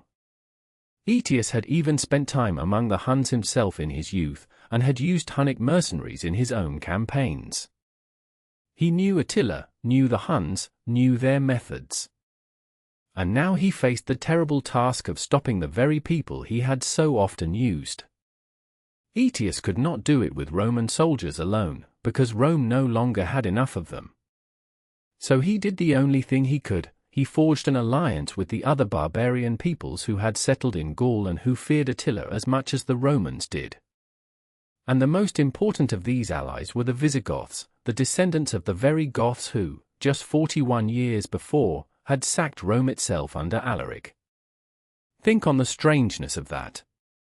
The Goths who had brought the Eternal City to its knees in 410 now marched alongside a Roman army, under their own king, to defend the Roman world against a greater enemy. The lines between Roman and barbarian had blurred so completely that yesterday's destroyers were today's saviors. Aetius gathered Romans, Visigoths, Franks, Burgundians, and a dozen other peoples into a single host, and marched to meet Attila on the open plains of central Gaul. The two armies met in June of the year for 51, on a great flat expanse known to history as the Catalonian Plains, somewhere in the rolling farmland of what is now the Champagne region of France. What followed was one of the largest and bloodiest battles of the entire ancient world. The numbers given by the ancient sources are surely exaggerated, but they reach to the hundreds of thousands, and even if the truth was far smaller, this was an enormous clash, two vast multinational hosts crashing together on a single field. The fighting raged through the long summer day and into the night, savage and confused, neither side able to break the other. The ancient chronicler wrote that a small stream crossing the field swelled into a torrent of blood, and that the dead were beyond counting. By the time darkness fell, the field was a charnel house, and among the slain lay the old king of the Visigoths, cut down in the thick of the fighting. When dawn came, Attila and his Huns had pulled back behind their circle of wagons, and they did not come out. For the first time in his life, the Scourge of God had been fought to a standstill, perhaps even beaten. He had not been destroyed, his army was still dangerous, but he had been stopped, halted, denied the easy conquest of Gaul. It was the first great check Attila had ever suffered, and it shattered the myth of his invincibility. The barbarian coalition had done what the full might of the Roman Empire had failed to do for decades. The unstoppable had been stopped on a field in Gaul, by an alliance of Romans and the very Goths who had once sacked Rome. And then Aetius made a decision that has puzzled and troubled historians ever since. Attila was trapped, weakened, behind his wagons. The allied army was victorious and could perhaps have pressed the attack, surrounded the Huns, and finished them off for good. But Aetius did not do it. Instead, he let Attila go. He allowed the wounded Hunnic king to gather his army and withdraw back across the Rhine, alive and still in command of a formidable force. Why? Why let the great enemy escape when he might have been destroyed? The answer lies in the dark political logic of the dying empire, and it reveals the rot beneath even Rome's greatest victory. Aetius did not actually want the Huns destroyed. The Huns were part of his system of balance, a counterweight he had used for years against the other barbarian peoples, especially the powerful Visigoths who had just fought beside him. If Attila and the Huns were annihilated, then the Visigoths, suddenly without a rival to fear, might grow too strong, strong enough to threaten Rome itself, strong enough to make Aetius redundant. Aetius needed his enemies alive, just as he needed his allies divided, because his entire power rested on being the indispensable man who balanced them all against one another. So he let Attila live, and sent the dangerous Visigoths home, and preserved the delicate, poisonous equilibrium on which his career depended. It was a masterstroke of cynical statesmanship. And it meant that the scourge of God, beaten but not broken, would return the very next year, and this time, he would not turn toward Gaul. He would turn toward Italy, and toward Rome. In the spring of the year for 52, Attila came back, and this time he came for the heart of the empire. He crossed the Alps and descended into the rich plains of northern Italy, and the cities of the peninsula, undefended and terrified, lay open before him. The first to feel his wrath was the great city of Aquileia, a wealthy and strongly fortified port at the head of the Adriatic Sea. Attila laid siege to it, and the city held out for a time behind its walls, but in the end it fell, and Attila made an example of it. Aquileia was so thoroughly destroyed, so completely erased, that later travelers could scarcely find where it had stood. A city that had been one of the greatest in Italy simply ceased to exist, sacked and burned until nothing of consequence remained. And here, out of the ashes of Aquileia, comes one of the most beautiful and unexpected stories in all the long tale of Rome's fall. The people of Aquileia and the surrounding towns, fleeing the Huns, ran for the one place Attila's horsemen could not follow, the marshy, swampy lagoons along the coast, a maze of mudflats and shallow water and tiny islands where no cavalry could charge and no army could march. There, among the reeds and the tides, the refugees built rough shelters on the few patches of solid ground, driving wooden piles into the mud to make foundations. They meant only to hide until the storm passed. But many of them stayed. And over the centuries, that desperate refugee camp in the lagoon grew, and became one of the most beautiful and powerful cities the world has ever known. The terror of Attila, in this one strange and lovely way, gave birth to Venice. Attila pressed on through northern Italy, taking and plundering city after city. Milan fell to him, and Pavia, and the rich towns of the Po Valley were stripped and burned. The road to Rome itself lay open. The Western Emperor, the same weak Valentinian who would later prove his own worst enemy, cowered in Ravenna. The general Aetius, the hero of the Catalonian plains, did not have the strength to face Attila in open battle this time, and could only harass the edges of the Hunnic advance. It seemed that nothing stood between Attila and a second, final sack of Rome, a sack that, this time, might truly destroy the city forever. And then, on the banks of a river in northern Italy, the most famous meeting in all the story of Rome's fall took place. A small delegation came out from Rome to treat with Attila, and at its head walked not a general, not an emperor, but the Bishop of Rome, the Pope, Leo I, a man of immense moral authority and personal courage. He went, an unarmed old churchman, to meet the most feared warlord in the world, to beg him to spare the city. What was said between them, no one knows. No record survives of the words that passed between the Pope and the King of the Huns on that river bank. We know only the result. Attila, who had crushed every army sent against him, who had erased cities from the earth, who stood at the very gates of his greatest prize, Attila turned around. He gathered his army and withdrew from Italy, recrossing the Alps, leaving Rome untouched. The unarmed old man had succeeded where the legions had failed. The legend, naturally, grew magnificent in the telling. Later generations would say that as Leo spoke, the apostles Peter and Paul appeared in the sky above him, armed with flaming swords, and that Attila, seeing them, was struck with holy terror and dared not march on the city the saints defended. It became one of the great founding legends of the medieval church, proof, men said, of the supernatural power of the See of St. Peter, of the spiritual authority that could turn back even the scourge of God. And it is true that the meeting marked a turning point in the rise of the Pope as a power in his own right, a leader who could speak for Rome when the emperors could not. But the practical truth was almost certainly less miraculous, and in its way more telling. Attila's army, deep in Italy at the height of summer, was riddled with disease and short of food, for the regions he had plundered had been stripped bare and famine stalked his camp. Word had come, too, that the Eastern Emperor had sent an army across the Danube to attack the Hunnic homelands while Attila was away in Italy.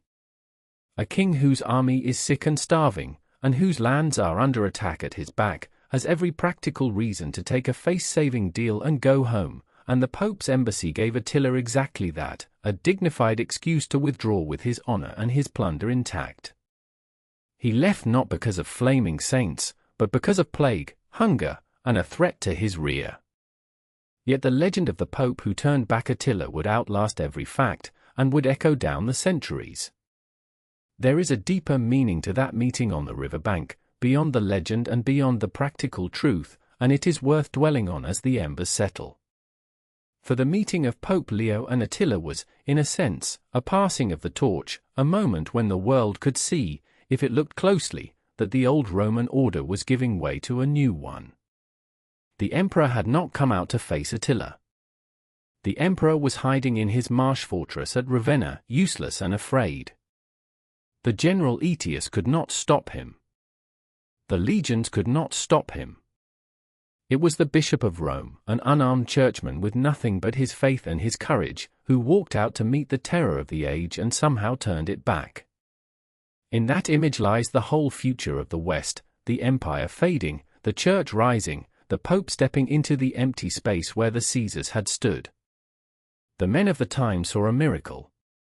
What they were really seeing was the birth of the medieval world, the moment the spiritual power of Rome began to outshine and outlast its earthly power. And as for Attila himself, the scourge of God, the terror of two empires, the man no army could stop, his end was waiting for him, and it would come not on a battlefield but in a marriage bed. In the year 453, the year after he turned back from Italy, Attila took a new wife, a beautiful young woman named Ildico, one of many wives in the manner of his people. The wedding was celebrated with a great feast, with feasting and drinking deep into the night, as befitted the marriage of the king of the Huns. And the next morning, when his servants finally dared to disturb the silence of the bridal chamber, they found Attila dead, lying in a pool of his own blood, and his new bride weeping beside the bed. The most feared man in the world had died in the night, on the night of his wedding, with no wound upon him and no enemy in sight. How did he die? The ancient sources tell us that Attila, having drunk heavily at the feast, lay down on his back and suffered a violent nosebleed in his sleep, and that the blood, instead of flowing out, ran back down his throat and drowned him. A man who had survived 100 battles, who had faced the combined armies of the Western world, killed in his sleep by his own blood, by a burst vessel and an unlucky position. It is a strange and almost absurd end for so towering a figure, and perhaps for that reason it has never fully satisfied. Some have whispered, from that day to this, that there was more to it, that the new bride, or an enemy, or a Roman hand reaching out from the shadows, had poisoned the great king, and that the nosebleed was only a convenient story. The truth is lost. All we know is that the scourge of God, whom no enemy could defeat, died quietly in the dark. His followers mourned him in the savage and magnificent way of their people. They cut their hair and slashed their faces with their knives, so that the greatest of warriors should be mourned not with the tears of women but with the blood of men. They laid him in 3 coffins, one within the other, gold, then silver, then iron, symbols of the metals he had won and the strength he had wielded.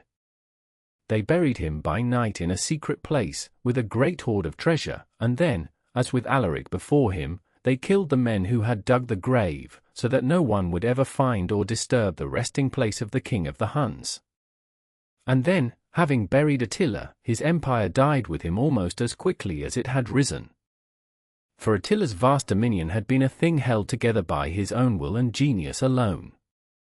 It had no institutions, no settled government, no deep roots, only the personal mastery of one extraordinary man over a coalition of fierce and quarrelsome peoples. The moment he was gone, it all came apart.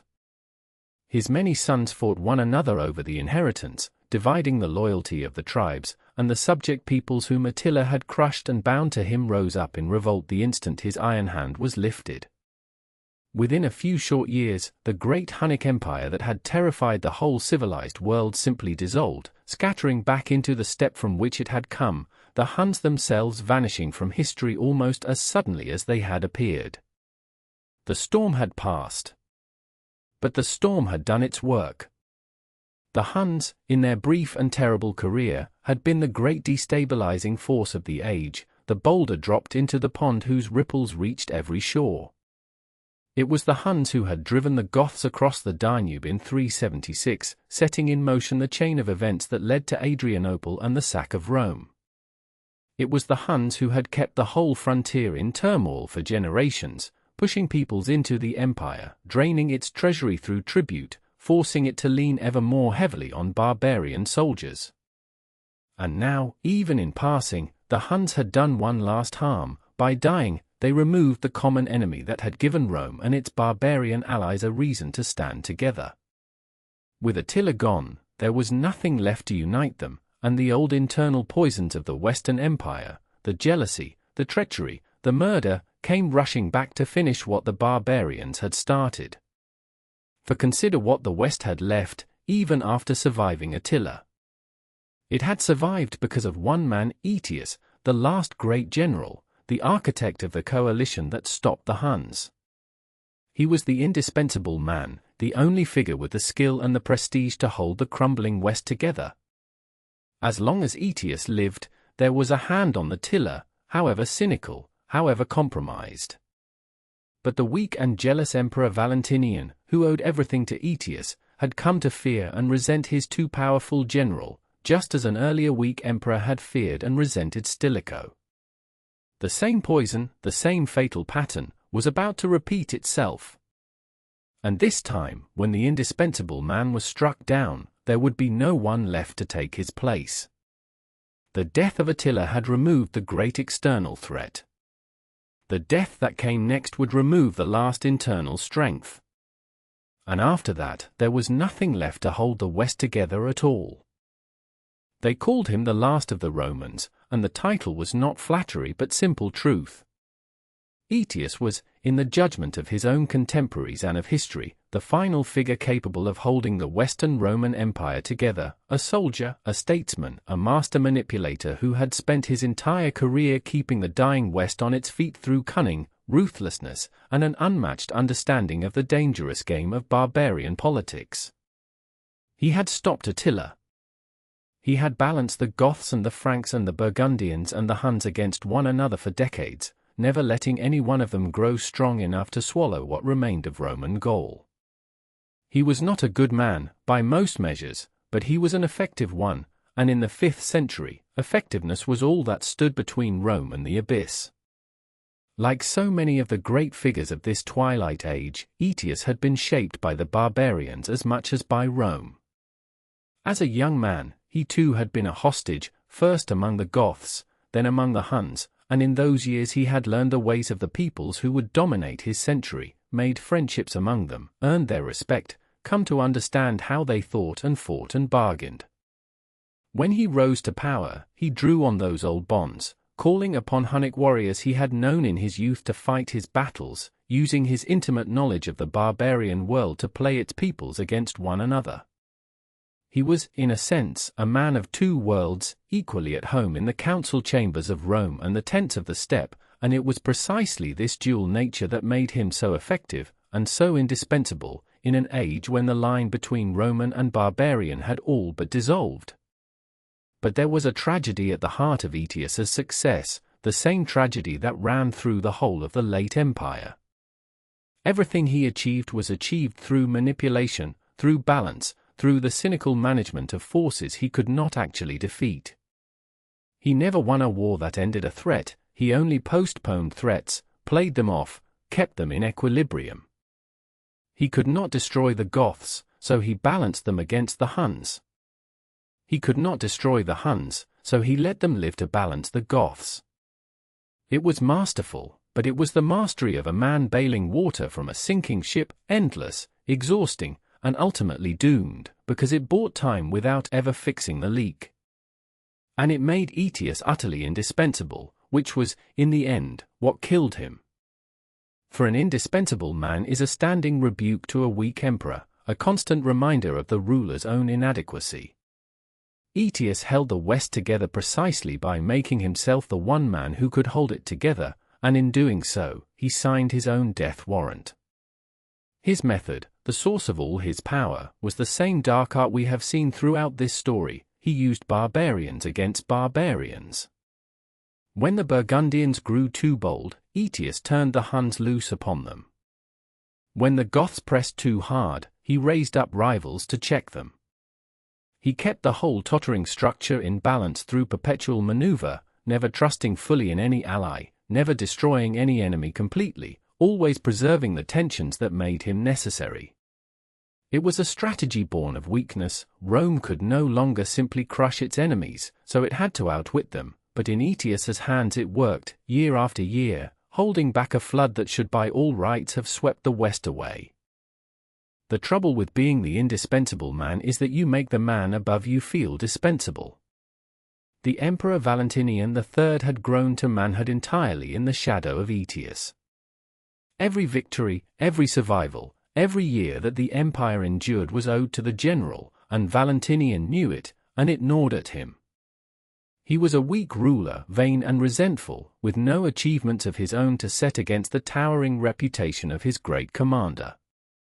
And around him swarmed the courtiers and eunuchs who whisper in the ears of weak kings, men who had their own reasons to hate Aetius, men who told the emperor that his general had grown too powerful, that he meant to seize the throne, that he plotted to put his own son in the imperial purple, that the only safety lay in striking first.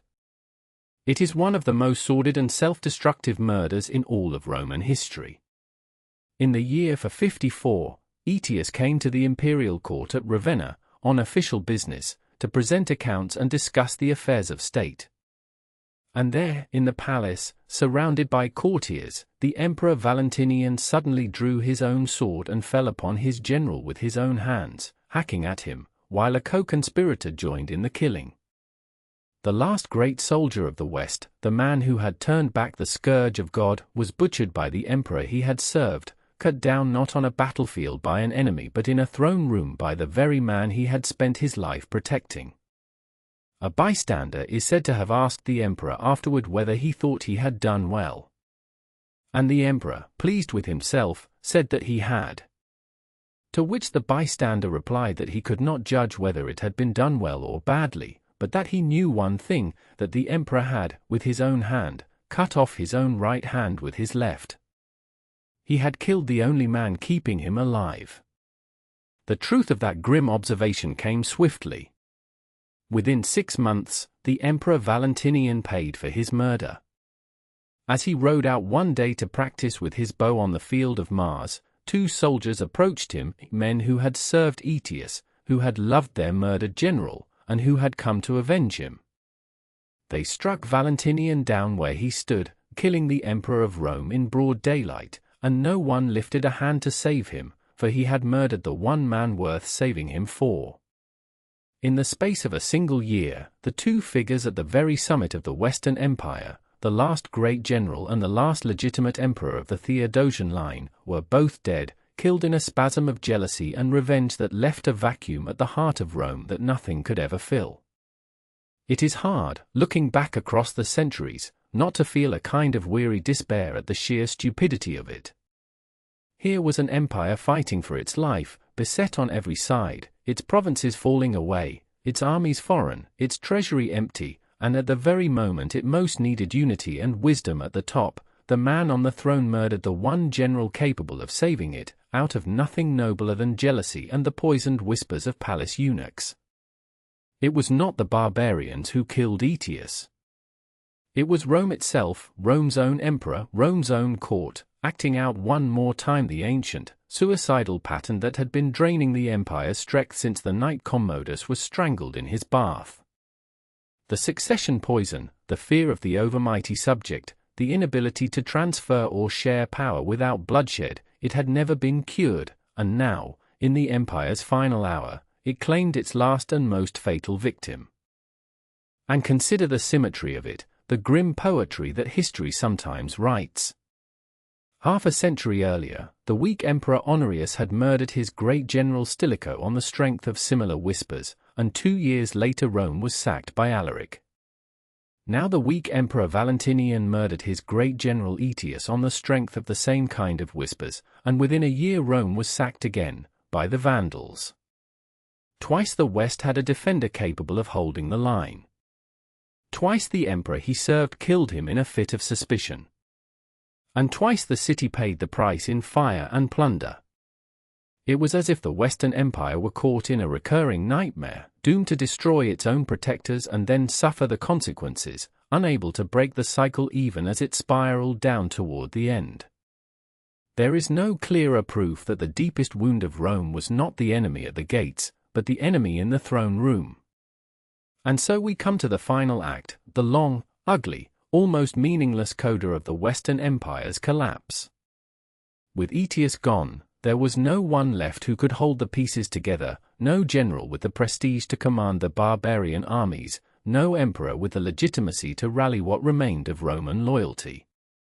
What followed was not so much the death of an empire as its slow dissolution into farce, a parade of puppet emperors, real power held by barbarian generals, the provinces falling away one by one, the very idea of Rome becoming a kind of theatre performed over an empty stage.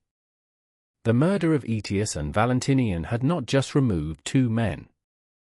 It had removed the last possibility of saving the West. Everything after this is the story of how the corpse was finally laid to rest, and the first of the vultures to descend came from across the sea, from the African coast, where a Vandal king had been waiting patiently for exactly this moment of chaos. While Rome was consuming itself in murder, a barbarian kingdom had quietly grown into one of the great powers of the Mediterranean, and its king was watching the chaos in Italy with the patience of a predator. His name was Genseric, king of the Vandals, and he was perhaps the shrewdest and most dangerous of all the barbarian leaders who fed upon the dying empire. Decades earlier, the Vandals had migrated across Europe, through Gaul and into Spain, and then Genseric had done something no barbarian people had done before. He had built a fleet, crossed the sea to North Africa, and conquered the richest provinces of the Western Empire outside of Italy itself. And the crown jewel of his conquest was the great city of Carthage, which he had seized in the year 39. The capture of Carthage was a catastrophe for Rome, more quiet but more deadly than any sack. For the North African provinces, with Carthage at their heart, were the breadbasket of the West, the fertile lands whose vast grain harvests had fed the city of Rome and the armies of the empire for centuries. The free grain that kept the Roman mob fed, the supplies that provisioned the soldiers, much of the tax revenue that paid for everything, all of it flowed from Africa. When Genseric took Africa, he did not just gain a kingdom. He cut the West's lifeline. Rome could no longer feed itself or pay its armies from its richest remaining province, because that province now belonged to a Vandal king who used its wealth for his own ends and built, on its grain and its harbors, a powerful Vandal navy that came to dominate the Western Mediterranean. So when news reached Genseric in the year 55 that the Emperor Valentinian had been murdered and that Rome had collapsed into leaderless chaos, the Vandal king saw his opportunity, and he took it.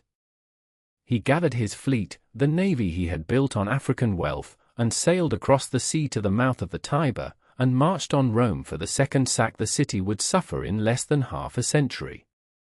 This time there was no Alaric to impose restraint, no army to defend the walls, no emperor to negotiate. There was only the city, defenseless and afraid, and once again it was the Pope, Leo the Great, who went out to plead for mercy, as he had once pleaded with Attila.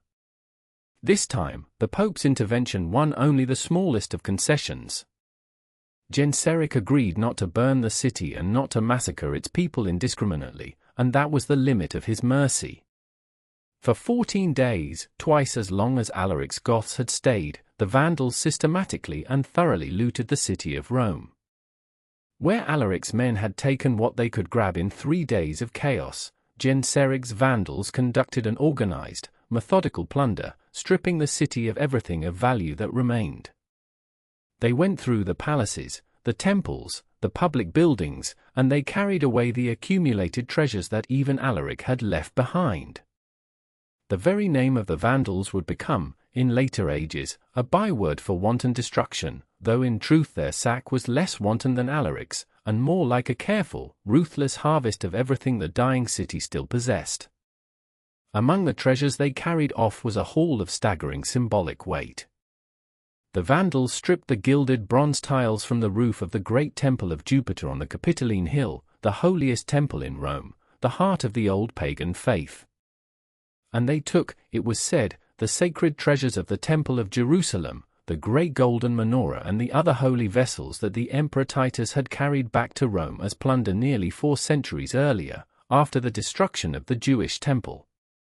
Those sacred objects, looted from Jerusalem and displayed in Roman triumph, were now looted again, carried off to Carthage by the Vandals, relics that had survived the fall of one holy city now caught up in the fall of another. And the Vandals took human captives too, the most prominent being the widow of the murdered emperor and her 2 daughters, dragged off to Carthage to be held as hostages and bargaining pieces. There is a deep irony in the rise of the Vandals, one that reveals just how much the barbarians had learned from the empire they preyed upon. For the Vandals had begun as a land-bound Germanic people, wanderers with no tradition of the sea at all, and yet, under Genseric, they had built a navy and become the dominant naval power of the western Mediterranean, a sea that had been a Roman lake for 500 years. They had learned to do the very thing that had once made Rome the master of the world. With their fleet, the Vandals could strike anywhere along the coasts of Italy and Sicily and Spain, raiding and plundering and vanishing back to Africa before any defender could respond.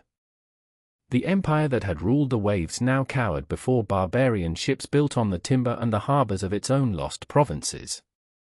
The student had become the master, and the master had become the prey. And Genseric himself deserves a moment's attention, for he was perhaps the shrewdest survivor of the whole age, the one barbarian king who never overreached, never gambled away what he had won, and died old and victorious in his bed. Where Alaric had been a frustrated idealist and Attila a meteoric conqueror whose empire died with him, Genseric was a patient, calculating realist who built something that lasted. He had seized the richest province of the West, built a navy to protect it, and used both his wealth and his ships with cold precision, striking when Rome was weak and holding back when it was strong, playing the Eastern and Western empires against one another for decades. He ruled his African kingdom for nearly half a century, and it outlived him, enduring for generations after his death. If the fall of Rome had its tragic heroes in Stilicho and Aetius, and its meteors in Alaric and Attila, then in Genseric it had its great survivor, the predator who understood, better than anyone, that the carcass of the empire was to be fed upon slowly, patiently, and forever. The second sack of Rome, the Vandal sack of 455, was in many ways worse than the first. It lasted longer, it was more thorough, and it stripped from the city much of what Alaric had spared. And it carried a deeper message about how far Rome had fallen. In 410, Alaric had been a frustrated insider, a man who had spent years trying to win a place within the empire and who sacked Rome almost in spite of himself. But Genseric was something colder, a foreign king who held a rich kingdom of his own, who saw Rome simply as a defenseless treasure house ripe for plunder, and who came and took what he wanted and sailed home with his ships heavy with loot. There was no tragedy in it, no thwarted longing to belong. There was only the naked fact that the city which had once ruled the world could now be robbed at will by anyone with a fleet and the nerve to use it. Rome had become prey. And the men who now wore its imperial purple were no longer rulers of anything, they were puppets, and the strings were held by barbarian generals who made and unmade emperors like children playing with toys. After the murders of Aetius and Valentinian and the Vandal sack of 455, the Western Roman Empire entered its final phase, and it is a phase almost too pathetic to be called history. In the 21 years between the death of Valentinian and the final end of the empire, the Western throne was occupied by no fewer than 9 different emperors, most of whom ruled for only a year or two, some for only months. They flicker past in the records like shadows: Aetius, Majorian, Libius Severus, Anthemius, Olybrius, Glycerius, Julius Nepos, names that mean nothing to anyone today, men who wore the purple of Augustus and Constantine for a heartbeat before being deposed or murdered or simply set aside. They were emperors of almost nothing, rulers of a fiction, presiding over an empire that had shrunk to little more than Italy itself, and even Italy they did not truly control. For the real power in these last decades did not rest with the emperors at all. It rested with the barbarian generals who commanded what was left of the army, and chief among them was a man named Ricimer, himself of barbarian royal blood, part Visigoth and part Suevic, who held the supreme military command for nearly 2 decades and who used it to become the true master of the West. Ricimer could not himself become emperor because his barbarian birth and his Arian Christianity made him unacceptable to the Roman establishment.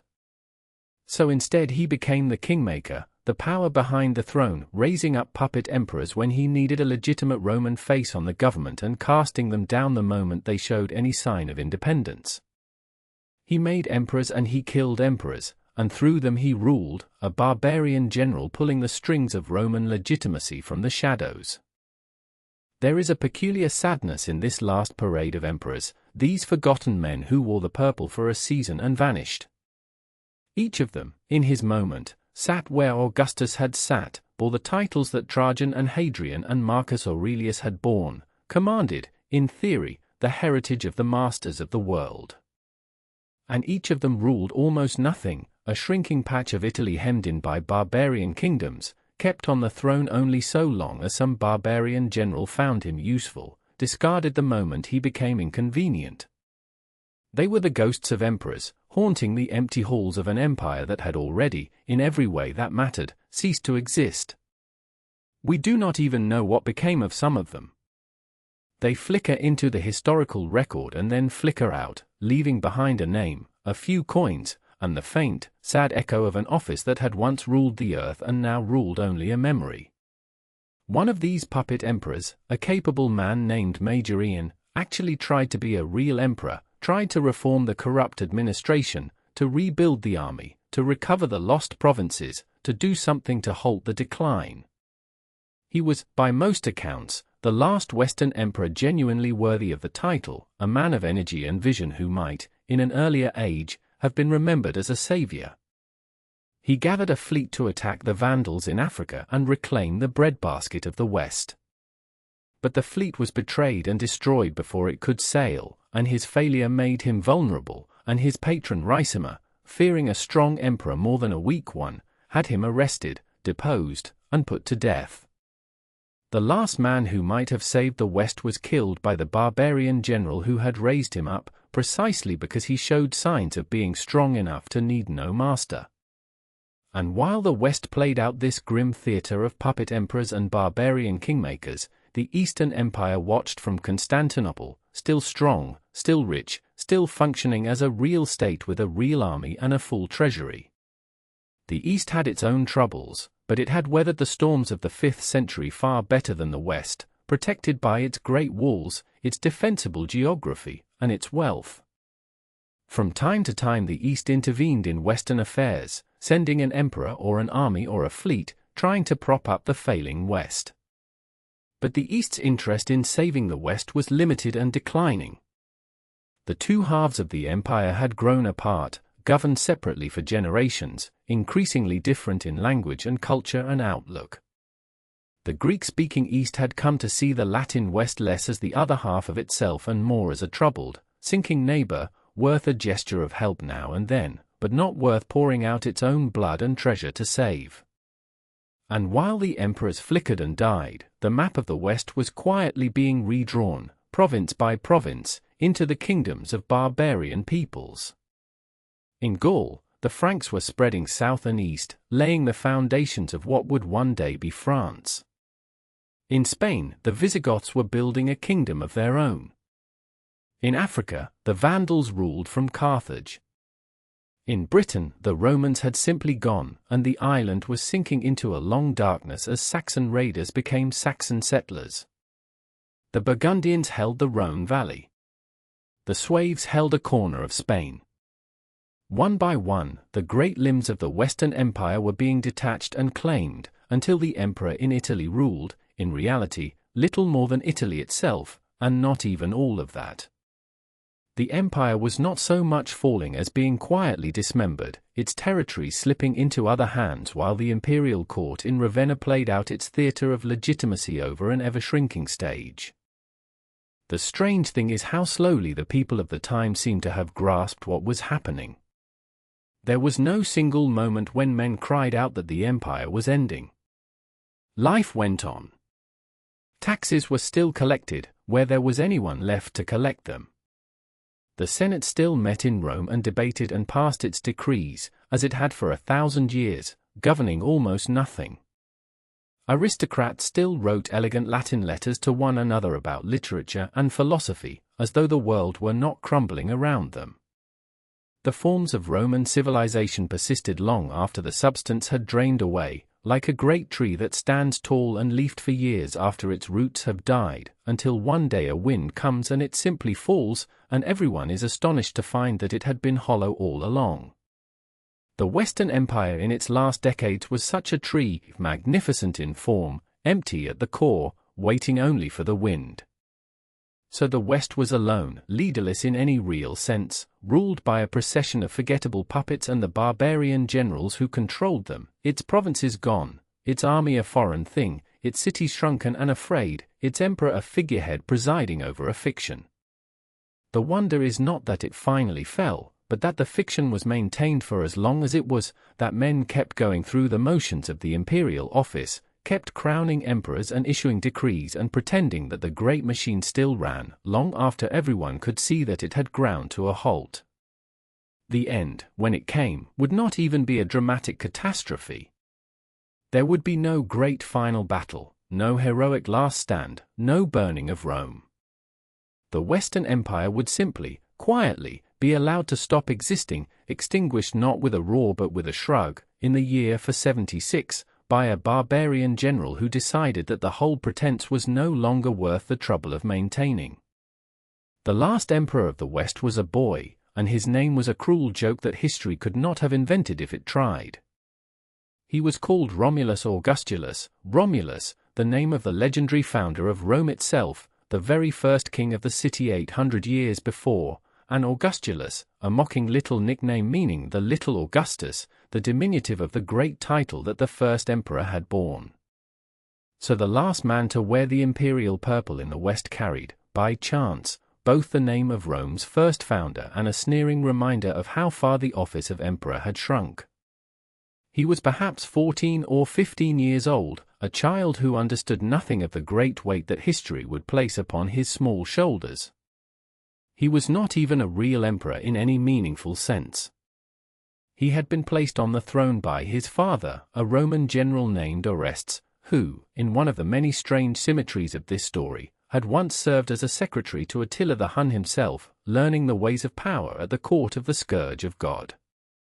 Orestes had risen to command the army of Italy, the patchwork force of barbarian soldiers that was all the military strength the West had left, and rather than take the throne himself, he had set up his young son as a figurehead emperor while he held the real power.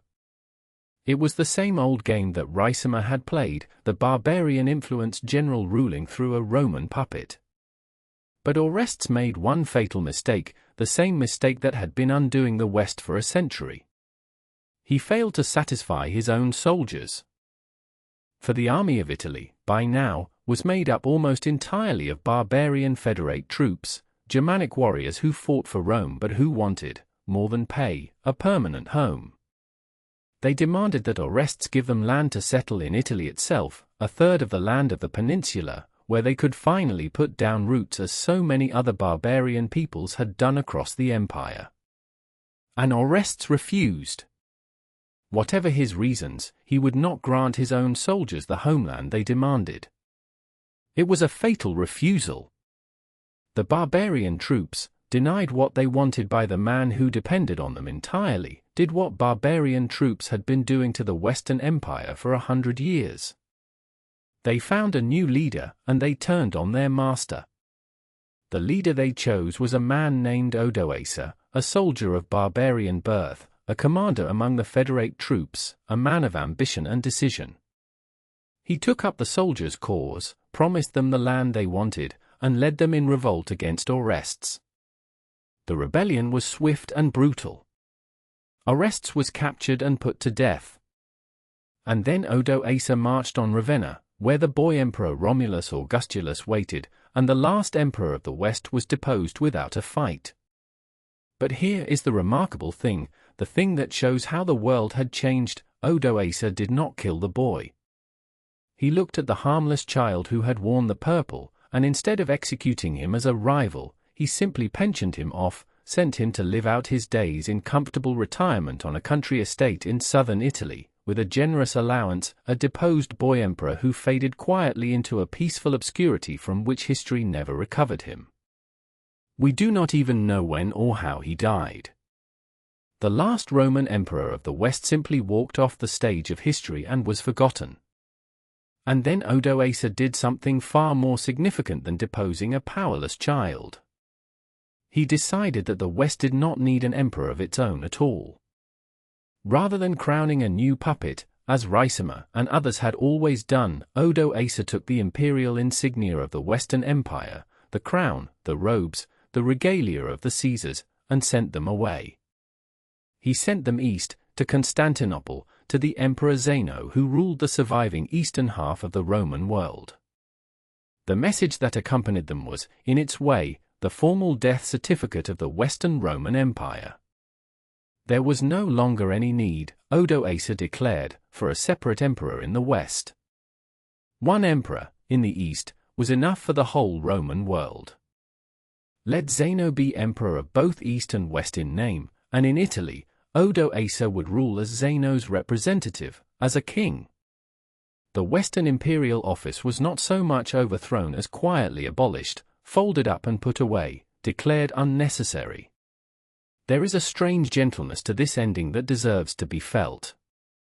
We expect the fall of a great empire to come with fire and slaughter, with a last desperate battle on the walls, with a city in flames and an emperor dying sword in hand.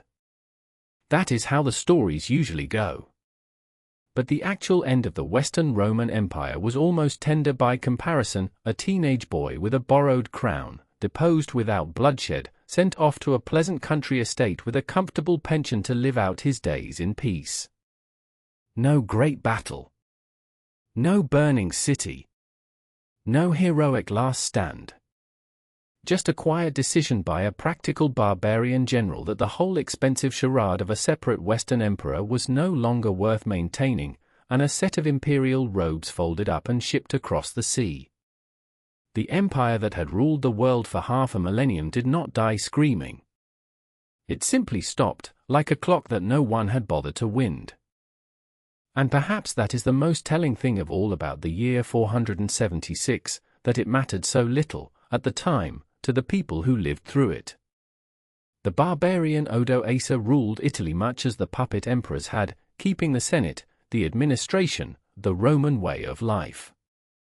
For the ordinary farmer in the Italian countryside, the deposition of Romulus Augustulus changed almost nothing. One master had simply replaced another, as masters had been replacing one another for generations. It was only later, much later, that historians looking back would seize on that year as the great dividing line, the symbolic moment when the ancient world ended and the medieval world began. At the time, it was barely noticed, one more shuffle at the top of a system that had been crumbling for a century. The fall of Rome, in the end, was not a thunderclap. It was the last, quiet exhalation of a civilization that had been dying for a very long time. And so, in the year 476, the Western Roman Empire came to an end, not with a great battle or a burning city, but with a teenage emperor sent off to a country estate and a set of imperial robes packed up and shipped across the sea. There was no thunderclap. Most people living through it probably did not even notice that anything decisive had happened. Emperors had come and gone for years, and the deposition of one more child seemed, at the time, like nothing remarkable. Only later, looking back, would historians fix on that year as the moment the lights went out in the West, the symbolic end of the empire that had ruled the Mediterranean world for 500 years. The Eternal City had outlived its empire. Rome the city still stood. But Rome the empire, in the West, was finished. And the great question, the question that men had begun to ask the moment Alaric's torches came up the Salarian way, now hung over the silent ruins of the ancient world, demanding an answer it has never fully given. Why? Why did Rome fall? It is the oldest question in the study of history, and people have been arguing about it for 1500 years without ever quite agreeing on an answer. The fall of Rome is the great unsolved mystery of the Western past, not because we lack facts, but because we have too many, and because the thing we are trying to explain is so vast and so slow that it resists any single, simple cause. Every generation of thinkers has looked at the ruins of Rome and seen in them a reflection of its own anxieties, its own theories about why great things die. And so the answers we have are as much a history of how people think as they are a history of what actually happened. The most famous answer of all came from the Englishman Edward Gibbon, who in the 18th century wrote the towering, magnificent history of the decline and fall that still bears that name. Gibbon, a child of the rational Enlightenment, blamed two great forces. The first was barbarism, the relentless pressure of the Germanic and Asiatic peoples who battered at the frontiers until they broke through. But the second cause, the one Gibbon dwelt on with particular relish, was Christianity. He argued that the new faith had drained Rome of its old martial vigor, that it had taught men to value the next world over this one, that it had filled the empire with monks and pacifists when it needed soldiers, and that it had poured wealth into churches and theological quarrels when it should have been building walls. To Gibbon, Rome had, in a sense, lost the will to defend itself, seduced by a religion of meekness and otherworldly hope. A very different answer came in the early 20th century from a Belgian historian named Henri Pirenne, who argued that Rome did not really fall in 476 at all. The Germanic kings who took over the West, Pirenne pointed out, kept the Roman way of life largely intact. The trade, the coinage, the cities, the Mediterranean economy all continued much as before, with barbarian rulers simply stepping into the place of Roman ones. What truly ended the ancient world, in Pirenne's view, came much later, and from an unexpected direction, the rise of Islam in the 7th century, which swept across North Africa and the eastern Mediterranean and cut the old Roman Sea in two, severing the trade routes that had bound the Roman world together. It was the Arab conquests, not the German invasions, that finally killed classical civilization in the West, or so Pirenne argued in a thesis that historians still debate. Modern historians have largely moved beyond both of these grand theories, though they still wrestle with the questions those theories raised. Some, like the British scholar Peter Heather, have returned to emphasizing the role of the barbarians, but with a crucial twist. For Heather, the key was not Roman weakness but barbarian strength. The peoples on Rome's frontiers had grown larger, better organized, and more dangerous over the centuries, partly through their long contact with Rome itself, until the pressure of their migrations, driven ultimately by the Huns, simply overwhelmed an empire that, for all its remaining strength, could not absorb so many shocks at once. In this view, Rome did not so much rot from within as get knocked down from without, by enemies who had become too powerful to contain. Others have looked harder at the rot from within. The historian Adrian Goldsworthy has argued that the deepest cause of Rome's fall was the one we traced through the early part of this story, the endless, grinding civil wars and the poison of the succession crisis. Rome, in this view, was its own worst enemy.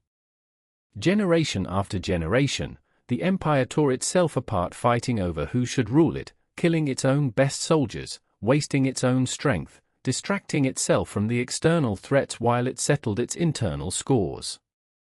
By the time the barbarians delivered the final blows, Rome had already been weakened by centuries of self-inflicted wounds. It did not fall because its enemies were strong, but because it had spent too long fighting itself.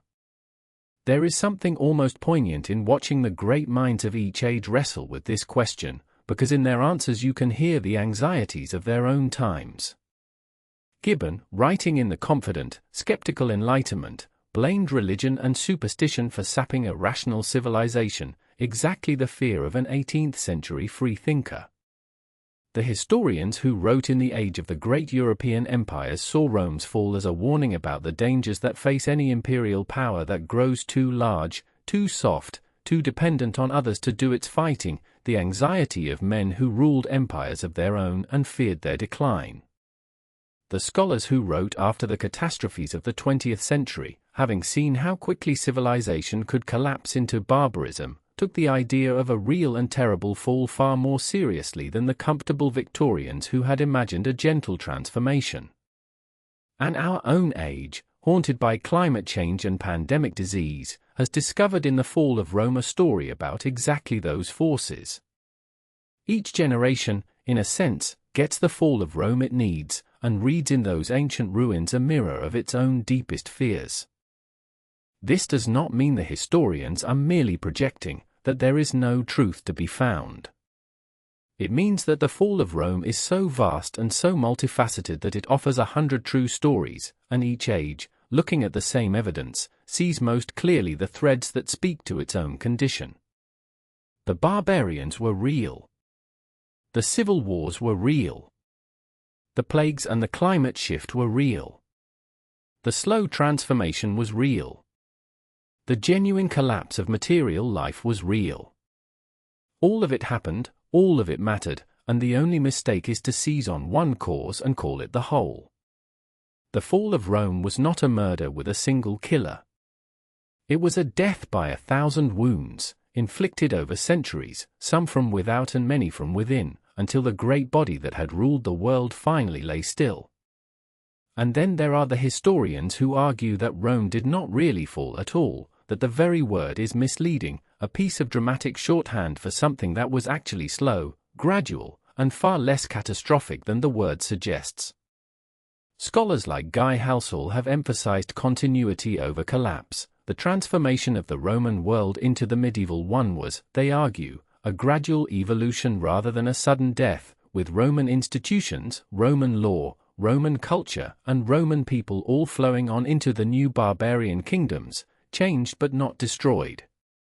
There was no single moment of fall, there was only a long, complex transition, in which one world slowly became another, and the people living through it mostly carried on with their lives. Where one historian sees a catastrophe, another sees a metamorphosis. And the honest answer, in the end, is that they are all partly right, that the fall of Rome was not one thing but many things, working together over centuries, a death by 1,000 causes rather than a single fatal blow. But there is one great cause that Gibbon could never have known, that none of the older historians could have known, because the evidence for it lay hidden in places no one thought to look, buried in the ice of distant glacier, written in the rings of ancient trees, encoded in the DNA of long-dead plagues. It is only in our own time, with the tools of modern science, that historians have begun to read this hidden record, and what it tells them is changing the whole story of Rome's fall. The new villains in the tale are not barbarians or emperors or even Christianity. They are climate and disease, vast, impersonal forces that struck the empire again and again, draining its strength in ways the people of the time could see only as the inexplicable wrath of the gods. The historian Kyle Harper has gathered this new evidence into a startling argument. Ice cores drilled from glacier preserve, layer by layer, a record of the ancient atmosphere, including the chemical traces of volcanic eruptions and the markers of changing temperatures. The growth rings of ancient trees record, year by year, whether the seasons were warm or cold, wet or dry. And from these archives, scientists have reconstructed the climate history of the Roman world, and it turns out that the climate did not stand still while Rome rose and fell. For centuries, during the height of Roman power, the Mediterranean world enjoyed a long stretch of warm, wet, stable weather that historians now call the Roman climate optimum. Harvests were good. Population grew. The empire expanded into the favorable conditions like a plant into sunlight. The good weather did not cause Rome's greatness, but it surely helped to feed it. And then, sometime around the middle of the 3rd century, the very century of crisis, the century of murdered emperors and breakaway empires and economic collapse, the climate began to turn. The long-worn stability gave way to a colder, drier, more erratic regime, a period scientists call the late antique Little Ice Age in its later, most severe phase. Harvests grew less reliable. The margins of agriculture, the lands that had been just barely productive in the good times, began to fail. The great steppes of Central Asia, where the Huns lived, may themselves have been disrupted by the changing climate, drying out and driving the nomads westward in search of new pastures. The very weather that had nourished Rome's rise now turned against it, slowly, invisibly, eroding the agricultural foundation on which the whole vast empire stood. But climate was only half of the hidden story. The other half was disease, and here the new evidence is even more dramatic. We have already met the first great pandemic, the Antonine Plague that struck under Marcus Aurelius. But that was only the first of 3 monstrous waves of disease that would batter the empire across 3 centuries. The second came in the 3rd century, the plague of Cyprian, named for the Christian bishop who described its horrors, a sickness so virulent that it may have been the single deadliest event in all of Roman history. The contemporary accounts speak of a plague that, at its height, was killing 5,000 people a day in the city of Rome alone, bodies piling up faster than they could be buried, whole regions depopulated, the army and the economy and the administration all crippled at the very moment the empire was already convulsing in its 3rd century crisis. It struck like a hammer blow upon an empire already reeling, and it left it weaker than ever. Pause for a moment on what a plague like this did to an ancient society, because the numbers, however staggering, can hide the human reality. Imagine a great city in the grip of the pestilence, 5,000 dying every day, the bishop tells us, in Rome alone. The carts could not carry the bodies away fast enough. The graveyards overflowed, and the dead were buried in mass pits or left in the streets. The living fled if they could, abandoning their homes, their shops, their fields, carrying the sickness with them to the countryside they ran to. Trade stopped, because no one would gather in the markets. Harvests rotted in the fields, because the hands that should have reaped them were dead or dying. Armies melted away as soldiers sickened in their camps. And the survivors lived in a world of constant terror, never knowing whether the fever that took their neighbor today would take them tomorrow, watching the great certainties of their world dissolve into death and grief. A pandemic does not merely kill people.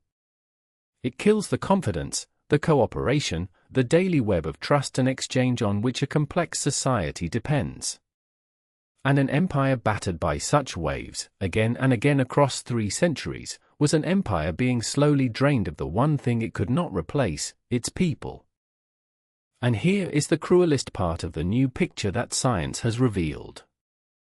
The plagues and the cooling climate did their damage invisibly, in ways the Romans themselves could never have understood or fought. They could see a barbarian army and march out to meet it. They could see a usurper and put him down. But they could not see the microbe in the soldier's lungs or the slow shift in the patterns of the weather. They could only watch, baffled and afraid, as their harvests failed for reasons they could not name, as their cities emptied of people for reasons they could not stop, as the empire grew weaker year by year against an enemy that had no face. They blamed the gods. They blamed the Christians, or the pagans, or the sins of the age. They never knew that some of their deadliest enemies were a changing sky and an invisible world of disease, against which no legion could ever march and no wall could ever hold. There is something profoundly humbling in that, the thought that the greatest empire the world had ever known was brought low, in part, by forces it could not even perceive. And there was a third wave still to come, the most terrible of all, though it would fall mainly upon the surviving Eastern Empire rather than the already fallen West. In the 6th century, under the great Eastern Emperor Justinian, the man who would briefly reconquer much of the lost West and try to restore the empire to its old glory, there came the first great visitation of the disease we know as the bubonic plague, the Black Death, the same pestilence that would devastate medieval Europe 8 centuries later. The plague of Justinian swept through the Mediterranean world with apocalyptic force, killing perhaps a quarter or more of the entire population, gutting Justinian's armies and treasury, and shattering his dream of restoring the Roman Empire to its former unity. The disease that might have been the final cause of the ancient world's death struck just as the East was reaching to reclaim the West, and it ensured that the reconquest would fail. Put it all together, and a new and humbling picture of Rome's fall emerges. The empire was not simply overthrown by barbarian armies or undermined by political folly, though both of these played their part. It was also, perhaps above all, ground down by forces that no emperor could command and no army could defeat, by a cooling, destabilizing climate that undermined its harvests and stirred its enemies into motion, and by wave after wave of catastrophic disease that killed its people, emptied its treasuries, and hollowed out its armies again and again across 300 years. The barbarians, in this new telling, were as much a symptom as a cause, pushed into motion by the same climatic forces, unable to break through only because plague and cold had already weakened the empire that opposed them. Rome fell, in part, because the very earth and air and the invisible world of microbes turned against it, and there was nothing any Caesar could do about that at all. For all these grand theories, barbarians, Christianity, civil war, climate, disease, there is one question that cuts beneath them all, and it is a deceptively simple one. When we say Rome fell, what exactly do we mean? Did the lives of ordinary people actually get worse? Or did one set of rulers simply replace another, while the world went on more or less as before? For a long time, many historians lean toward the gentle answer, that the fall of Rome was a transformation rather than a catastrophe, that the lights did not really go out, that the change from Roman to medieval was gradual and not so very painful. But there is one historian who has marshaled a powerful and disturbing case for the opposite view, and his evidence comes not from chronicles or theories but from the silent testimony of the ground itself. His name is Brian Ward Perkins, and his weapon is archaeology, the study of what people actually left behind in the dirt. And what the dirt tells him is that the fall of Rome was a real and terrible catastrophe, a genuine collapse of civilization that plunged the standard of living in the West to depths it would not climb out of for centuries. The evidence is in the humblest and most revealing of objects, pottery. In the Roman world, even ordinary people used good, well-made pottery, sturdy, standardized, mass-produced in great factories and traded across the entire Mediterranean, so that a peasant in Britain might eat from a dish made hundreds of miles away. It is found everywhere in Roman archaeological sites, in vast quantities, this cheap, competent, everyday tableware that marks a sophisticated economy of specialists and trade. And then, in the layers of earth that date from after the fall, that pottery simply vanishes. In Britain, after the Romans left around the year 410, the good wheel-made pottery disappears almost entirely from the archaeological record, replaced by crude, handmade pots, or by nothing at all. People went back to eating from wood and leather, or from clumsy vessels shaped by hand without a potter's wheel. The great pottery industries collapsed. The trade networks that had carried their goods across the empire fell apart. And this was not a gradual softening, it was a sharp, dramatic fall, a collapse in the very quality of everyday material life that shows up clearly and unmistakably in the ground. The world after Rome was, in this most basic and measurable way, poorer, cruder, and smaller than the world before it. And it was not just pottery. The same collapse shows up across the whole material record of the post-Roman West. Building in stone, the great hallmark of Roman civilization, largely ceased. People went back to building in wood, and the magnificent stone structures of the Romans became quarries to be plundered for their cut stone. The use of writing collapsed. Literacy, which had been widespread enough that even ordinary Romans scratched graffiti on walls, shrank back to a tiny elite of clergymen, and much of the population returned to a world without the written word. Coinage, that universal medium of a complex economy, dwindled and in places vanished, as the economy reverted to barter and local self-sufficiency. The roads decayed. The aqueducts failed. The cities shrank, their great public buildings crumbling, their populations dwindling to a fraction of what they had been.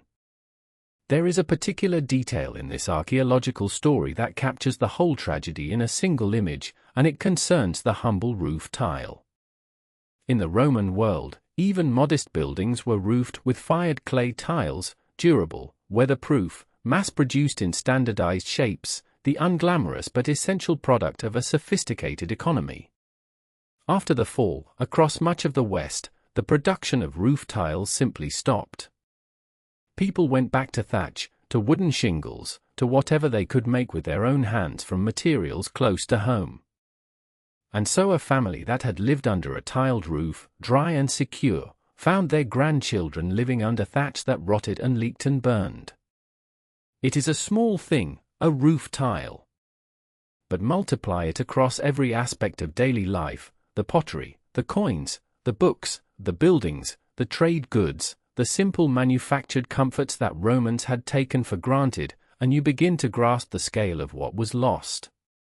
An entire world of ordinary competence and comfort, built up over centuries, came undone, and the people who lived after the fall inherited a poorer, harder, narrower life than their ancestors had known. And the loss of writing may be the most haunting of all, because it darkened the very record of what was happening. In the Roman world, the written word had been everywhere, in the graffiti scratched on tavern walls, in the curses inked on lead tablets, in the wax accounts of merchants, in the letters that flew along the imperial roads, in the libraries of provincial towns. Literacy was not universal, but it was widespread, woven into the texture of ordinary life. After the fall, in much of the West, the written word retreated into the monasteries, preserved by a tiny handful of monks copying the old manuscripts by candlelight, while the great mass of the population sank back into a world without books, without records, without the ability to read the wisdom of the past or write down the events of the present. The lights did not just go out in the marketplace and the bathhouse. They went out in the mind. And it is partly because writing collapsed that the centuries after the fall are so dark to us, not only because life grew harder, but because so few were left who could record it, leaving us to peer at the wreckage through a handful of flickering, half-extinguished candles. Ward Perkins even points to evidence written in the bones of animals. In the Roman period, careful breeding had produced larger, more productive livestock, bigger cattle, fatter pigs, the product of a sophisticated agriculture that could afford to specialize. After the fall, the animals get smaller again, shrinking back toward the scrawny, unimproved stock of a subsistence economy where no one had the security or the surplus to breed for size. Even the cows got smaller. It is a small detail, but it speaks volumes. The entire web of specialization and surplus and trade that had made Roman prosperity possible came apart, and the people of the West fell back into a harder, poorer, more local existence, scratching a living from the land as their distant ancestors had done before Rome ever came. This is the case against the comfortable theory of transformation. For Ward Perkins, what happened to the West was not a gentle metamorphosis but a genuine catastrophe, the collapse of a complex, sophisticated, interconnected civilization into a far simpler and poorer one, a collapse so deep that the standard of living for ordinary people would not recover to Roman levels for many centuries, in some places not for 1,000 years. The integrated economy of the Mediterranean, where goods and people and ideas flowed freely across thousands of miles, shattered into 1,000 isolated fragments, each scraping by on its own. Whatever else the fall of Rome was, it was, for the ordinary people who lived through it and after it, a real and lasting impoverishment, a darkening of the world that no theory of gentle continuity can quite explain away. The lights, in much of the West, really did go out. And yet, across the sea, in the east, they stayed burning. Why? For if the Western Empire collapsed in 476, the Eastern Empire did not. This is one of the most important and most often forgotten facts in the whole story of Rome's fall. Only half the empire fell. The eastern half, ruled from Constantinople, survived the catastrophe of the 5th century, and went on surviving, not for years or decades, but for nearly 1,000 more years, until the great city of Constantinople finally fell to the Ottoman Turks in the year 1453, almost a full millennium after the West had vanished. The people of that Eastern Empire never stopped calling themselves Romans. They spoke Greek, they were Christian, their world was utterly different from that of ancient Italy, but they were, by their own unbroken understanding, the Roman Empire, continuing without interruption from Augustus all the way to the cannons of the Turks. We call them Byzantines, but that is our word, a later invention. They called themselves Romans to the very end. So the great question is not only why the West fell, but why the East did not, why the same empire, sharing the same enemies, the same plagues, the same climate, the same general crisis, should have collapsed in one half and endured in the other.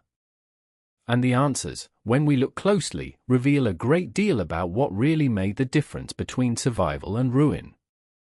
The first answer is geography. The eastern capital, Constantinople, was perhaps the most defensible great city in the world, set on a peninsula, guarded by water on 3 sides, and protected on the landward side by the most formidable fortifications of the ancient world, the great triple walls of Theodosius, which would turn back besieging army after besieging army for 1,000 years.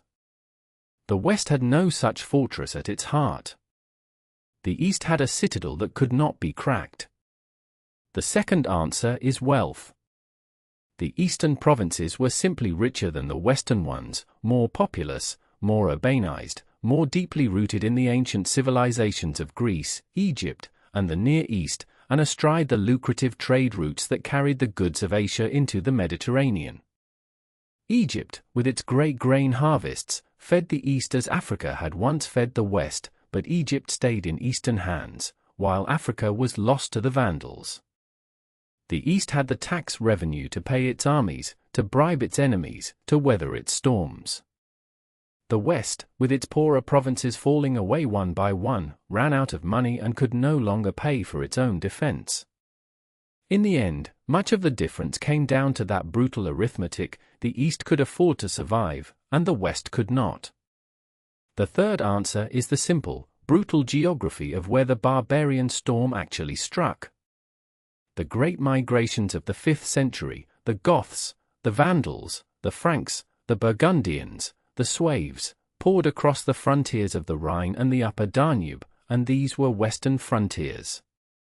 The pressure of the Huns drove these peoples into the west, into Gaul and Spain and Italy and Africa, while the east, though it suffered terribly from Attila's raids, was largely spared the permanent settlement of whole barbarian nations within its borders. The Eastern Empire was, in a sense, sheltered. The Great Wall of Constantinople and the natural barriers around it meant that the barbarian peoples, finding the East too hard to crack, flowed instead into the softer West. The West absorbed the shock that the East was spared. It took the blow that might otherwise have fallen on Constantinople, and in taking it, it shielded the East and doomed itself. It is worth pausing on those great walls of Constantinople, because they are one of the quiet hinges on which all of history turned. Built in the early 5th century under the Emperor Theodosius II, the same years when the West was beginning its final unraveling, they were a triple line of defense unlike anything the world had seen: an outer wall, an inner wall far higher and thicker, and before them a deep moat that could be flooded. Any attacker had to cross the moat under a rain of missiles, scale the outer wall, cross a killing ground, and then face the towering inner wall, all while defenders poured down death from above. For more than 1,000 years, these walls turned back every army that came against them: Persians, Avars, Arabs, Bulgars, Rus. Wave after wave of would-be conquerors broke against them and withdrew. Constantinople was, quite simply, the most defensible great city on earth, and behind that shield the Eastern Empire could lose battles, lose provinces, lose emperors, and still survive, because its beating heart could not be reached. The West had no such heart of stone. Rome itself was sacked twice in 45 years. The difference between a city that cannot be taken and a city that can is, over the long run, the difference between survival and extinction. And there is a haunting question hidden in all of this, a question of pure chance, of the cruel lottery of geography.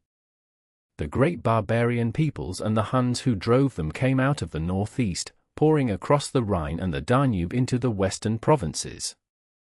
They could have turned south and east, toward the wealth of Constantinople and the eastern lands. Sometimes they did, and the east suffered terribly for it. But the great permanent settlements, the kingdoms that carved up and consumed the empire, fell overwhelmingly on the west. Why? Partly the walls of Constantinople. Partly the wealth that let the east buy off its enemies. But partly, too, simple geography and luck. The west lay more open, more exposed, more directly in the path of the storm.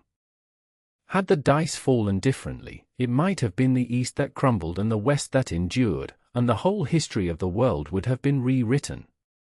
The west, in the end, may have fallen in part because it stood where the blow happened to land, and in falling, it absorbed the shock that might otherwise have shattered the east. There were other factors too. The Eastern Empire managed, by luck and skill, to keep its army under firmer control, to prevent any single barbarian general from seizing the kind of power that Ricimer and others had won in the West. When the East faced its own crisis of overmighty barbarian commanders, it found ways to break their power before they could break the state. And the East had, for the most part, a more stable succession and a more functional government, which meant it did not bleed itself white in civil wars as relentlessly as the West had done. None of these advantages was decisive on its own. But together, the impregnable capital, the deeper wealth, the sheltering geography, the firmer grip on its own army, they added up to the difference between life and death. The East had what the West lacked, the resources and the resilience to absorb the blows of the 5th century and remain standing. And so the Roman Empire did not so much fall as contract, pulling back from its exposed western limbs into its strong eastern core, surviving in a new form, in a new language, around a new capital, for another 1,000 years. The fall of Rome, properly understood, is the fall of the Roman West, while the Roman East lived on. And this changes the whole shape of the story. For it means that Rome did not simply die in 476. Part of it survived, the larger, richer, stronger part, carrying the name and the law and the memory of Rome forward through the centuries, even as the western lands sank into the long twilight we call the Dark Ages. Rome, in a sense, never died at all. It only moved house, and changed its language, and went on being Rome under a different name in a different city. And even in the West, where the empire truly fell, the dead empire refused to stay buried. For Rome had built things that no barbarian sword could destroy, things that would outlive the empire by 1,000 years and more, and shape the world we live in to this very day. Here is the strangest truth of all about the fall of Rome. In the deepest sense, Rome never really fell.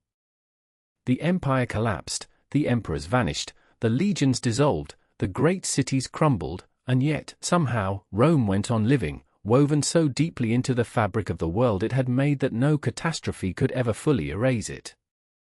Walk through the modern world, 15 centuries after Romulus Augustulus was packed off to his country estate, and you will find the ghost of Rome everywhere, in our laws, our languages, our faith, our very ideas about what power and civilization mean. The body of the empire died. But its spirit proved astonishingly hard to kill. Consider, first, the Church. As the imperial government of the West dissolved, one Roman institution did not dissolve with it, the Christian Church, and above all the Church of Rome itself, the office of the Bishop of Rome, the Pope. We have already seen how the Pope went out to meet Attila and Genseric when the emperors could not defend the city. In the centuries that followed, the Church inherited the very structures of the empire it had outlived. It kept the Latin language alive as the tongue of worship and learning across all of Western Europe for 1,000 years. It preserved the framework of Roman administration in its dioceses and provinces, words and structures borrowed directly from the imperial government. Its canon law was built upon the foundation of Roman law. The Catholic Church became, in a very real sense, the ghost of the Roman Empire, sitting crowned upon the grave thereof, an institution that took the dead empire's organization, its language, its capital, even its grandeur, and carried them forward through the centuries of collapse. When men in the medieval West wanted to understand order, authority, and civilization, they looked to Rome, and Rome answered them through the Church. Consider, too, the law. The Romans were the great lawgivers of the ancient world, and their genius for law did not die with their empire.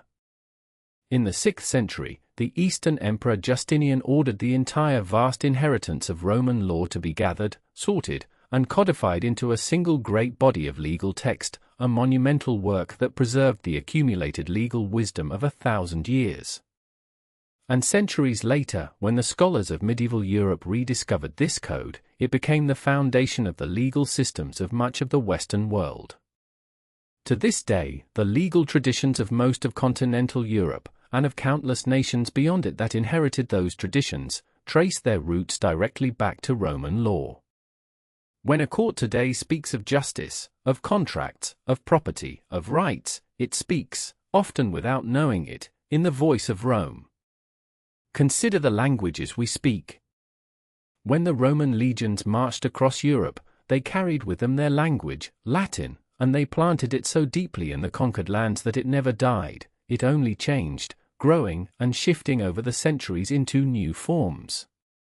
The Latin spoken by Roman soldiers and settlers in Gaul became French.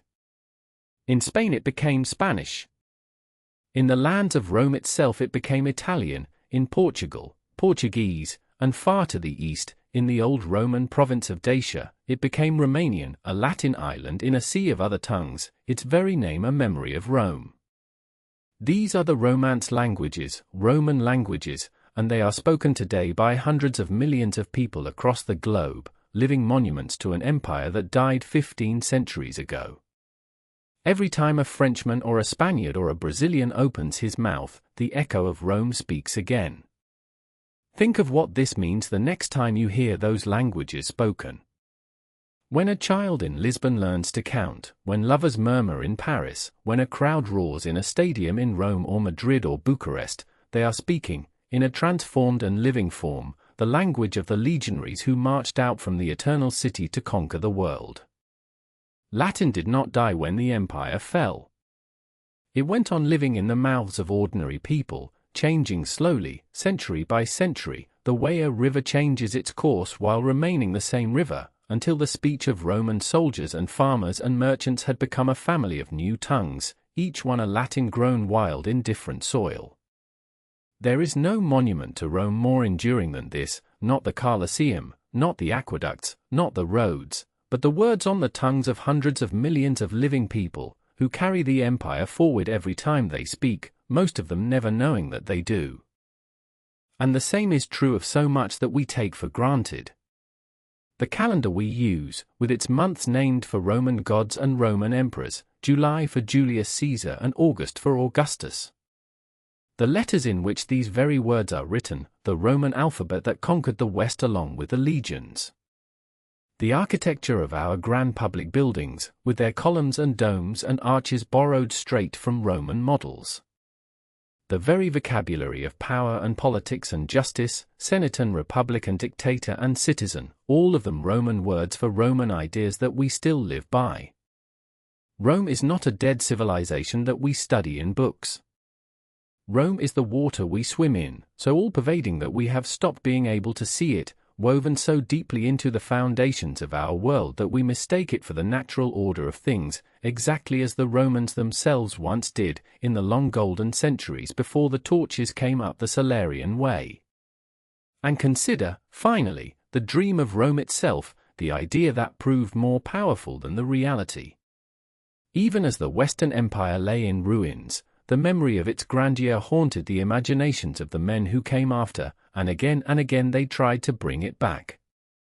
In the 6th century, the Emperor Justinian sent his armies west and reconquered Italy, Africa, and part of Spain, briefly restoring much of the old empire before plague and overextension undid his work. In the year 800, on Christmas Day, a Frankish king named Charlemagne knelt in the great church of St. Peter in Rome, and the Pope placed a crown upon his head and proclaimed him Emperor of the Romans, reviving, after more than 3 centuries, the imperial title in the West, as though the empire of Augustus had never ended. And from Charlemagne's coronation grew the strange, sprawling, long-lived institution called the Holy Roman Empire, which would endure in Central Europe, claiming the inheritance of Rome, for a full 1,000 years, until it was finally abolished in 1806. 12 centuries after the fall, men were still calling themselves Roman emperors. And here is a thought to carry into sleep, a thought that turns the whole story inside out. We have spoken throughout of the fall of Rome as a tragedy, a loss, a darkening of the world, and for the people who lived through the collapse of material life in the West, it surely was. But step back far enough, and the fall of Rome looks less like an ending than like a scattering of seeds. The Latin language did not die, it broke apart and grew into French and Spanish and Italian and Portuguese and Romanian, the tongues of 500 million people today. Roman law did not vanish, it slept in the codes of Justinian until medieval scholars woke it, and it became the foundation of legal systems across the world. The Roman Church did not collapse with the Roman state, it inherited the empire's structure and reach and carried Roman civilization, Roman language, and Roman order through the dark centuries and into the modern age. The empire died, and from its broken body grew the whole of Western civilization, its nations, its laws, its faith, its very idea of itself. So perhaps the deepest truth about the fall of Rome is that there are some things too great to truly die, that a civilization powerful enough, and beautiful enough, does not simply vanish when its government collapses. It dissolves into everything that comes after, like salt into water, present everywhere and visible nowhere. The Romans believed their city was eternal, and they were laughed at by the centuries when it fell. But in the strangest of ways, they were right. Rome was eternal, not as an empire of legions and emperors, but as an empire of the mind, of language and law and longing, that outlived its own death and lives still, woven invisibly into the world we have inherited. The torches that came up the Salarian way put out the lamp of empire. But they could not put out the light of Rome itself, which had already passed into the bloodstream of the world. So when we ask whether Rome fell, the truest answer is both yes and no. The Western Roman Empire, as a political state, did indeed come to an end in the 5th century, and its fall brought real and lasting hardship to the people of the West. But Rome itself, Rome as an idea, as a language, as a faith, as a body of law, as a dream of universal order and civilization, Rome proved immortal. It seeped into the foundations of everything that came after, so completely that we who live in the modern world are, in countless ways we never notice, the heirs of Rome. The empire died, but its children are everywhere. And that is perhaps the deepest reason the fall of Rome has haunted us for 1,500 years, not because it was so complete, but because it was so incomplete, because Rome, even in falling, never truly let the world go. Let us end, then, not with the fall, but with one last quiet scene, some years after the Western Empire breathed its last, a scene that captures, better than any theory, the strange and beautiful truth of what really happened when Rome fell.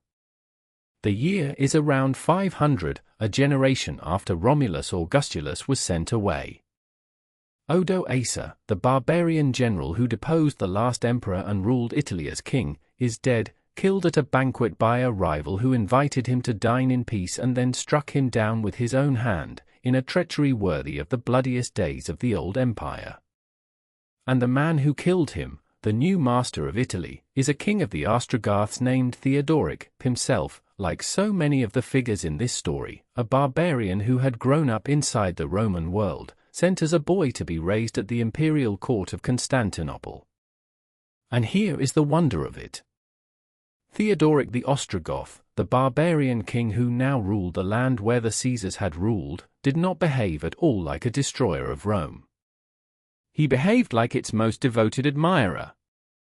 He governed Italy not as a conqueror trampling on a fallen civilization, but as a man who wanted, more than anything, to preserve it. He maintained the Roman Senate and treated its members with honor. He kept the Roman administration running, staffed by Roman officials. He repaired the ancient monuments and the crumbling aqueducts, lavishing care on the buildings of the empire that had supposedly fallen. He issued his laws and his letters in elegant Latin, in the proud old style of Roman officialdom. He protected the rights of his Roman subjects, kept the peace, restored the prosperity of Italy, and ruled, for decades, an Italy that looked in almost every way like a continuation of the Roman world rather than its replacement. Theodoric wanted to be Roman. That is the astonishing thing. The very people who had brought the empire down, the Goths, the Vandals, the Franks, all the barbarian nations who poured across the frontiers and tore the West apart, did not, for the most part, want to destroy Rome at all. They wanted to possess it. They wanted to belong to it. They wanted what Alaric had wanted a century before, a place inside the great and glorious thing, a share in its splendor, the right to call themselves part of it. Having broken the empire, they spent the rest of their lives trying to be it. The barbarian kings put on Roman titles, spoke Roman law, married into Roman families, and ruled their conquered lands as though they were the heirs and continuators of the very civilization they had overthrown. They were not so much the gravediggers of Rome as its orphaned children, scrambling to wear their dead parents' clothes. Picture Theodoric in his palace at Ravenna, in the last years of the 5th century and the first of the 6th, a Gothic king ruling Italy, surrounded by the splendor of a civilization his own people had helped to topple. He had spent 10 years of his boyhood in Constantinople, raised at the imperial court, steeped in Roman learning and Roman ways, and he carried that love of Rome with him for the rest of his life. He repaired the aqueducts that the Romans had built and let decay. He restored the ancient monuments. He drained the marshes and rebuilt the harbors. He kept the games going in the great arenas. He filled his court with Roman scholars and philosophers, men like Aetius, whose writings would illuminate the dark centuries to come. He issued his decrees in the polished Latin of the old chancery, careful to honor the forms and the dignity of the Roman state. Under his rule, Italy knew a generation of peace and prosperity it had not seen in living memory, a strange, beautiful Indian summer of the Roman world, presided over by a barbarian king who wanted nothing more than to be the guardian of a civilization not his own. And yet Theodoric could never quite become the thing he loved. He was a Goth, an outsider, an Arian Christian ruling Catholic Romans, a king who could imitate the Caesars but never truly be one. There is a melancholy in his story, the melancholy of a man forever pressing his face against the glass of a house he could enter but never belong to. He preserved Rome with all his strength, and still Rome slipped further away with each passing year, the old knowledge fading, the old skills dying out, the great machine running down despite his best efforts to keep it turning. He was holding back the tide with his bare hands, and he must have known, in his clearest moments, that the tide would win. The Goths who had wanted to be Romans would find, generation by generation, that there were fewer and fewer Romans left to imitate, until at last the very memory of what Rome had been survived only in fragments, in the church and the law and the language, in the ruins that the new peoples walked among without quite understanding what they had been. This, in the end, is perhaps the strangest and most moving truth in the whole long story of Rome's fall. The empire was so magnificent, its idea so powerful, its civilization so dazzling, that even the men who destroyed it could not bear to let it go. They had spent generations battering at its walls, and the moment they broke through and held the prize in their hands, they discovered that what they wanted was not to smash it but to be it. The light of Rome was so bright that it blinded even its conquerors, who, having put it out, spent the rest of their days trying to relight it. And in that paradox lies the secret of Rome's strange immortality, the reason it never quite died, the reason its language and law and faith and memory flowed on into the world that came after. Rome did not need to survive as an empire, because it survived as a longing. Everyone, in the end, wanted to be Roman. And so, in a sense, everyone became a little bit Roman, and remained so to this day. And so we come, at the last, to the deepest mystery of all, not why Rome fell, but why it never truly let go. 800 years of power, and then the long slow unraveling we have followed tonight, the plague under Marcus Aurelius, the murdered emperors of the crisis, the desperate reforms of Diocletian, the new faith of Constantine, the coming of the Huns, the disaster at Adrianople, the doomed brilliance of Stilicho and Alaric and Aetius and Attila, the two great sacks, the parade of ghost emperors, and the quiet night in 476 when a boy with a borrowed name was sent off to a country estate and the lights of empire went dark in the west. All of it, the whole vast tragedy, played out across 3 centuries while the world watched and wept and could not understand. And then, when it was over, when the empire was gone and the cities had shrunk and the roads had crumbled and the great peace had vanished from the earth, Rome refused to die. It lived on in the language of the conqueror and the conquered alike. It lived on in the law that governed men's quarrels and the faith that governed their souls. It lived on in the dream that drove every ambitious king for 1,000 years to call himself a Roman emperor, to dress his power in Roman clothes, to reach back across the centuries for a little of the lost grandeur. The Goths wanted to be Roman. The Franks wanted to be Roman. Charlemagne wanted to be Roman. The kings of the Holy Roman Empire wanted to be Roman 1,200 years after the fall. Everyone, in the end, wanted to be Roman, and so the empire that died in the body lived on in the longing, immortal not as a state but as an idea too beautiful and too powerful to ever fully fade. That is the strange consolation buried at the heart of this melancholy tale, that nothing truly great is ever wholly lost, that the embers of a dying fire can kindle a whole new world, and that Rome, in falling, did not so much end as begin again, transformed, in everything that came after. The torches that came up the Salarian way on that August night in the year 410 did not, after all, extinguish the light of Rome. They only scattered it, sent it flying outward in 1,000 sparks, into the languages of half the world, into the laws of nations not yet born, into a faith that would outlast every empire, into the dreams of every people who ever looked upon the ruins of the Forum and longed to build something as great. The empire fell. But the embers of it are still warm, still glowing, still here, 1,500 years later, in the words you are hearing now, in a language descended from the tongues that Rome's ghost has shaped. The fire that was Rome was never truly put out. It only became the embers from which the whole Western world was kindled. And on that thought, let the fire burn low, and let the long story of the greatest empire the world has ever known come, at last, to rest. If the story of Rome kept you awake tonight, there are dozens more waiting, empires that rose, stumbled, and vanished while the world slept. Subscribe, and we'll tell them together.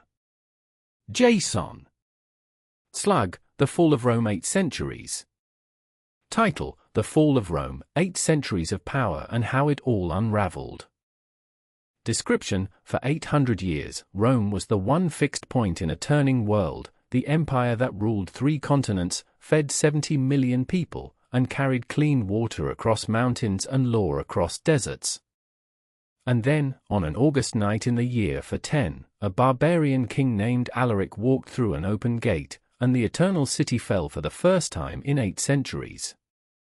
This is the complete story of the fall of Rome, not the single moment, but the long, slow unraveling that led to it. /n/n drift off as we journey through the entire arc of Rome's decline, the golden height of the Pax Romana and what there was to lose, the first cracks of plague and murdered emperors, the catastrophic crisis of the 3rd century when the empire shattered into 3, Diocletian's desperate reforms and Constantine's fateful turn to Christianity, the arrival of the Huns out of the Endless grass of the steppe, the disaster at Adrianople that broke Rome's frontiers forever, the tragic figures of Stilicho, Alaric, Aetius, and Attila, the Scourge of God, the two great sacks of Rome by Goths and Vandals, the parade of ghost emperors, and the quiet night in 476 when Odoacer deposed a teenage emperor named Romulus Augustulus and the Western Empire simply stopped. /n/n. Then we explore the great mystery that has haunted historians for 1500 years.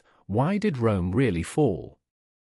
We weigh the theories of Gibbon, Pirenne, Heather, Goldsworthy, and Halsall, and uncover the hidden causes that science has only recently revealed, the cooling climate written in ice cores and tree rings, and the three monstrous plagues that drained the empire's strength. We ask why Constantinople survived for 1,000 more years when the West collapsed, and we discover the astonishing truth that Rome never truly died at all, surviving in our laws, our languages, our faith, and in the dream that even the barbarians who destroyed the empire spent their lives trying to become /n/na calm, immersive bedtime history narrated to help you fall asleep. Settle in, let the fire burn low, and let the long story of the greatest empire the world has ever known carry you gently into sleep. /n/n chapters.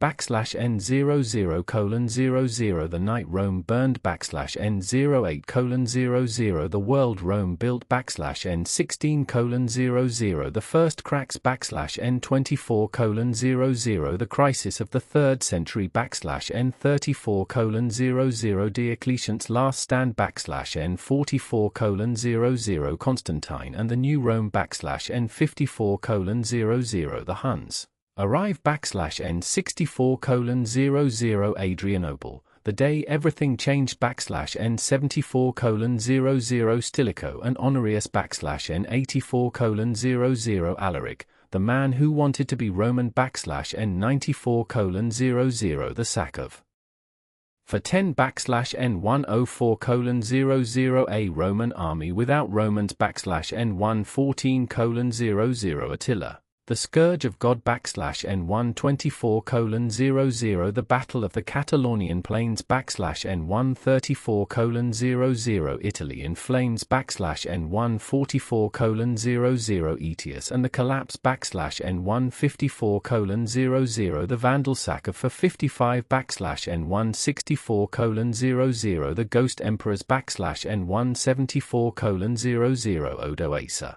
and the night of for 76. /n184:00 Why did Rome fall? /n194:00 Climate, disease, and hidden causes. /n204:00 The archaeological evidence. /n214:00 Why Constantinople survived. /n224:00 What Rome left behind. /n234:00 The dream that never ended. /n/n Sources include Edward Gibbon, Peter Heather, Brian Ward Perkins, Adrian Goldsworthy, Kyle Harper, Guy Halsall, Walter Goffart, and the contemporary history of Ammianus Marcellinus. Tags: Fall of Rome, Roman Empire collapse, Ancient Rome, Roman history, Sleep history, Bedtime history, Rome decline, Barbarian invasions, for 76 AD, Western Roman Empire, Odoacer, Alaric sack of Rome, history while you sleep. Chapters: Midnight the night Rome burned, 8 o'clock the world Rome built, 4 p.m. the first cracks, 2400 hours the crisis of the 3rd century, 34:00 Diocletian's last stand, 44:00 Constantine and the new Rome, 54:00 the Huns arrive, 64:00 Adrianople, the day everything changed, 74:00 Stilicho and Honorius, 84:00 Alaric, the man who wanted to be Roman, 94:00 the sack of 410, 104:00 A Roman army without Romans, 114:00 Attila, the Scourge of God, 124:00 The Battle of the Catalonian Plains, 134:00 Italy in flames, 144:00 Aetius and the collapse, 154:00 The Vandal sack of 455, 164:00 The Ghost Emperors, 174:00 Odoacer and the Night of 476, 184:00 Why did Rome fall? 194:00 Climate, Disease, and Hidden Causes, 204:00 The Archaeological Evidence, 214:00 Why Constantinople Survived, 224:00 What Rome Left Behind, 234:00 The Dream That Never Ended. Num_slides, 72. Style_suffix, bedtime. Voice_name, ENGB Ryan Neural. Voice_8, -10%. Tar_mode, subtle. Thumbnail_source_slide, 4. Thumb_source_slide, 4. Thumb_title, Fall of Rome. Thumb_subtitle, 8 Centuries of Power.